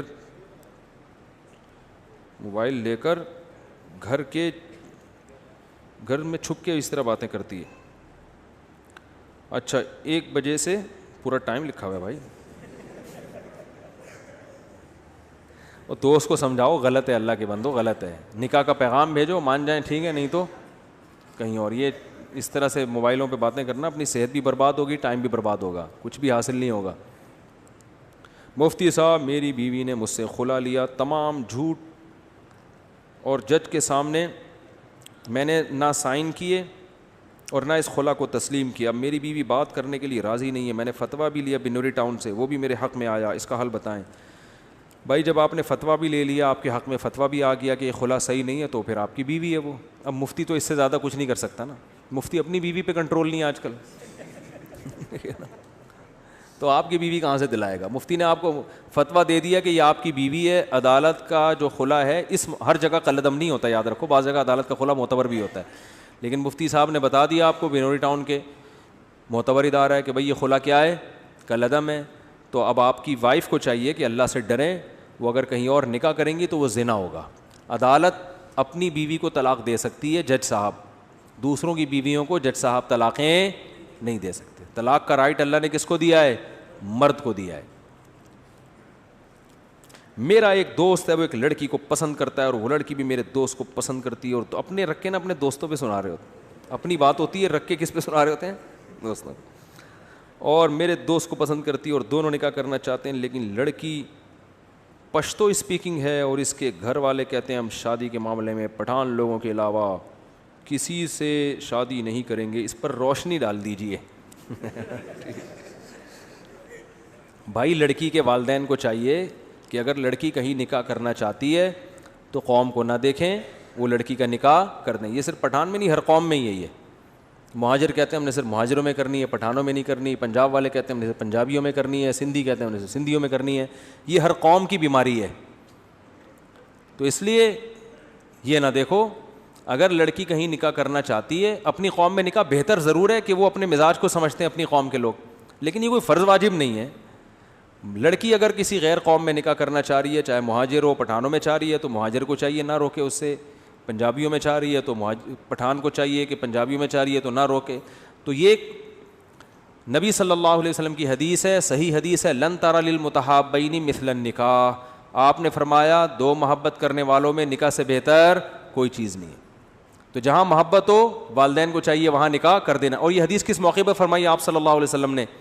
یہ ایک بچی تھی جو غریب صحابی سے نکاح کرنا چاہتی تھی, اور اس کے جو ولی تھے, ابا کا والد کا انتقال ہو گیا تھا, اس کے ولی تھے نا چچا, وہ مالدار صحابی سے نکاح کرنا چاہ رہے تھے. اب بتاؤ مالدار سے نکاح کرنا بہتر ہی ہے نا بھائی, مالدار سے نکاح میں اس بچی کا زیادہ فائدہ ہے نا, خوب کھانے پینے کو ملے گا. لیکن بچی پسند کس کو کرتی تھی؟ غریب صحابی کو. بظاہر یہ بالکل گھاٹے کا سودا ہے. تو ان کے چچا نے اس بچی کا نکاح کرا دیا مالدار صحابی سے. آپ صلی اللہ علیہ وسلم کو پتا چلا تو آپ نے وہ نکاح کلعدم قرار دے دیا, کیونکہ وہ بچی کی پرمیشن نہیں تھی, اس میں اجازت نہیں تھی. اور پھر آپ نے اس بچی کا نکاح کرایا ان غریب صحابی سے. اور اس موقع پر آپ نے فرمایا لن تری للمتحابین مثل النکاح, دو محبت کرنے والوں میں نکاح سے بہتر کوئی چیز نہیں. یعنی کیا فرمایا کہ جہاں محبت, جس سے محبت ہے اس کو جہاں چاہ رہی ہے وہاں نکاح کرو اس کا. بات آ رہی ہے سمجھ میں؟ تو اس لیے بھائی اپنی قوم, چاہے مہاجر ہو, پنجابی ہو, پٹھان ہو, اپنی قوم کا وہ مسلط نہ کرو. اگر بیٹی کہیں نکاح کرنا چاہتی ہے تو وہ بے شک غیر قوم کا ہے, تو اگر اس میں کوئی بڑی خرابی, کوئی خدا نہ چرسی ہے, ہیروئنچی ہے, کیونکہ بچیوں کا کوئی بھروسہ نہیں ہوتا, کسی کو بھی کسی بھی ٹائم پہ چاہ سکتی ہیں. وہ کوئی سٹا لگا رہا ہے, اس نے تھوڑا سا ان کو بھی پلا دیا سٹا ٹھیک ہے نا, تو ان کو بڑا مزہ آیا تو اسی پہ عاشق ہو گئی. تو بچیاں تو بیچاری ناسمجھ ہوتی ہیں. تو ایسا ہی نہیں, ماں باپ انکوائری کریں کہ بندہ اس قابل بھی ہے کہ اس کو اپنے خاندان میں لایا جائے, خاندان کا فرد بنایا جائے. تو اگر اس میں کوئی دوسری خرابی نہیں ہے, بڑی خرابی, تو پھر شریعت کا حکم یہی ہے کہ بچی کی چاہت کو سب سے پہلے رکھا جائے گا. سمجھ رہے ہو کہ نہیں سمجھ رہے؟ اور اس کی مرضی کے بغیر کسی کو اس پہ مسلط کرنے کی اجازت نہیں ہے. بعض خاندانوں میں بڑا ظلم ہوتا ہے بیٹیوں پہ, نہیں چاہ رہی ہوتی زبردستی تھوپ دیتے ہیں جا کے. تو یہ ظلم ہے, اس کا گناہ ملے گا, قیامت کے دن اس کا جواب دینا پڑے گا والدین کو, جو بھی والدین اس طرح کرتے ہیں. دیکھو اسلام کا پتہ اسی وقت چلتا ہے جب آپ اپنی چاہت کے خلاف اسلام کے حکم کو فالو کرتے ہو. بھائی جب تک اسلام آپ کے کلچر کو سپورٹ کر رہا ہے پھر تو ہر آدمی اسلام کو فالو کرے گا نا. بھائی اسلام میرے کلچر کو اگر کو سپورٹ کر رہا ہے, بھائی ہمارے یہاں کلچر کیا ہے, ولیمہ ہم سب کرتے ہیں نا, تو اسلام بھی کہتا ہے ولیمہ کرو, تو پھر سارے ہی کر رہے ہیں. تو یہ ٹھیک ہے, اچھی بات ہے, لیکن اس سے آپ کا مسلمان ہونا تھوڑی پتہ چلے گا. کیا خیال ہے؟ اس سے تھوڑی پتہ چلے گا. پتہ جب چلے گا جب آپ کا کلچر کچھ اور کہہ رہا ہو اور اسلام کچھ اور. آپ کا کلچر یہ کہہ رہا ہے کہ بچی کی شادی ماں باپ جہاں چاہیں کر دیتے, بچی سے نہیں پوچھتے بس. لیکن اسلام کیا کہہ رہا ہے؟ آپ کو بیٹی سے پوچھنا پڑے گا, اس کی چاہت کا خیال بولو بھائی کرنا پڑے گا. میں نے بڑے بڑے علماء کو دیکھا ہے, ان کی بچیاں بہت نو عمر تھیں, بالغ ہوئیں, اب خود پوچھتے ہوئے شرم آتی ہے باپ کو, تو انہوں نے کہیں رشتہ کیا تو ماں سے کہلوایا بچی کی, یا کہیں رشتہ داروں سے کہ بھائی اس کو علیحدگی میں لے جا کے بچی سے پوچھو کہ یہ دل سے راضی, کیونکہ بعض دفعہ بچیاں سامنے شرما رہی ہوتی ہیں بولتے ہوئے, ماں کے سامنے بھی شرما رہی ہوتی ہیں کہ ماں ابا کو شکایت لگا دے گی. تو باپ نے کیا کیا, عالم تھے, انہوں نے کہا کہ بھائی الگ سے لے جا کے نا کسی سہیلی کے ذریعے, فرینڈ کے ذریعے پوچھواؤ, اس کے سامنے اپنی راز کی بات اگلے گی. تو ایک بہت عالم تھے, بڑے مشہور ہیں, انہوں نے کیا کیا, انہوں نے مجھے بتایا کہ میں نے یہ کیا کہ میں نے ایک لڑکی کو, بچی کو بتایا کہ میری بیٹی سے جا کے پوچھو کہ میں یہاں تمہارا نکاح کر رہا ہوں, دل سے راضی ہو یا نہیں, تمہارے ابا کر رہے ہیں یہاں, اور اگر کسی اور سے چاہتی ہو تو بتا دو. لیکن یہ کہا کہ یہ نہیں کہنا کہ ابا نے کہا ہے, کیونکہ پھر وہ نہیں بتائے گی. بات نہیں آ رہی سمجھ میں؟ یعنی اس کی فرینڈ کے ذمے لگایا کہ اس کے دل میں اگلواؤ ہے کیا. بہت مشکل ہے بات سمجھانا, صحیح ہے. کیونکہ بچیاں اپنی فرینڈ کے سامنے تو لڑکی بتا دے گی نا, رشتہ داروں کے سامنے نہیں, اس کے دل میں ہو کہ اگر یہاں نہیں کہیں اور ہے تو بتا دے. یہ بات آ رہی ہے؟ تو چونکہ اسلام کو فالو کر رہے ہیں نا بھائی, اسلام کا تو یہی حکم ہے بھائی, اس کے دل میں اگر کوئی ہے تو باپ کو تو بتاتے ہوئے شرمائے گی, ابا کہیں اچھا ہم نے گھر میں اسلامی ماحول ہے اور تمہارے دل میں کسی کو بسا کے بیٹھی ہوئی ہے تو ہیں, تو وہ الٹا غیرت کے تانے دینا شروع کر دیتے ہیں. او بھائی بسانا نہ بسانا ایک الگ کہانی ہے, لیکن نکاح وہی ہوگا جہاں اس کی چاہت ہے. وہ بسانا اچھا کام نہیں تھا, آنکھ مٹکا جو موبائل پہ اگر ہو گیا تو غلط ہوا, ٹھیک ہے, لیکن اگر یہ کہیں چاہتی ہے, بعض دفعہ یہ سب احتیاطوں کے باوجود بھی انسان کسی کو پسند کرنے لگتا ہے. میتوں میں آج کل ملاقاتیں ہو جاتی ہیں, میں نے بتایا تھا نا کتنی شادیاں میتوں میں ہوئی ہیں, روتے روتے ایک دوسرے کو پسند کر لیا. تو کب تک چھپو گے پیڑوں کی آڑ میں, کبھی تو ملو گے لنڈا بازار میں, یہ اسی موقع کے لیے, ٹھیک ہے. تو ان والد محترم نے کیا کیا ہے کہ اپنی بیٹی کے کسی سہیلی کو, فرینڈ کو کے ذمے لگایا کہ اس سے پوچھو, اس کا راز اگلواؤ اور میرا نام نہ آئے, تاکہ ایسا نہ ہو کہ میں اس چاہتی کہیں اور تھی اور ہم پہنا کوئی اور دیں, ٹھیک ہے, پھر دل میں کوئی اور ہوگا, سامنے کوئی اور ہوگا, اسی سے تو سارے فسادات ہوتے ہیں. پھر وہی قصہ ہو جائے گا, وہ سنا دوں, بہت دفعہ ہو گیا, بس آپ تھک بھی گئے ہیں, آخری وہی قصہ ہو جائے گا. وہ ایک آدمی, آج کل ماں باپ اس کا خیال نہیں کر رہے ہیں, تو پھر یہ ہو رہا ہے, اب میمز بنانا شروع کر دیے لوگوں نے, یہ بڑے مسئلہ ہے یار. تو پھر وہی ہوگا کہ وہ آدمی گیا اور اپنی بیگم سے کہتا ہے آج سے تم ہی میری کائنات. وہ تو بیچارہ کسی اور سینس میں کہہ رہا تھا, تم ہی میری کائنات, تم ہی میری راحت, تم ہی میری مسرت. اس نے کہا اچھا. اس نے کہا کہ جب اس نے سارے راز اگل دیے ہیں تو پھر ہم بھی. اس نے کہا ٹھیک ہے, پھر ستار بھی تم, غفار بھی تم, وسیم بھی تم, جمشید بھی تم, پھر یہ ہوگا.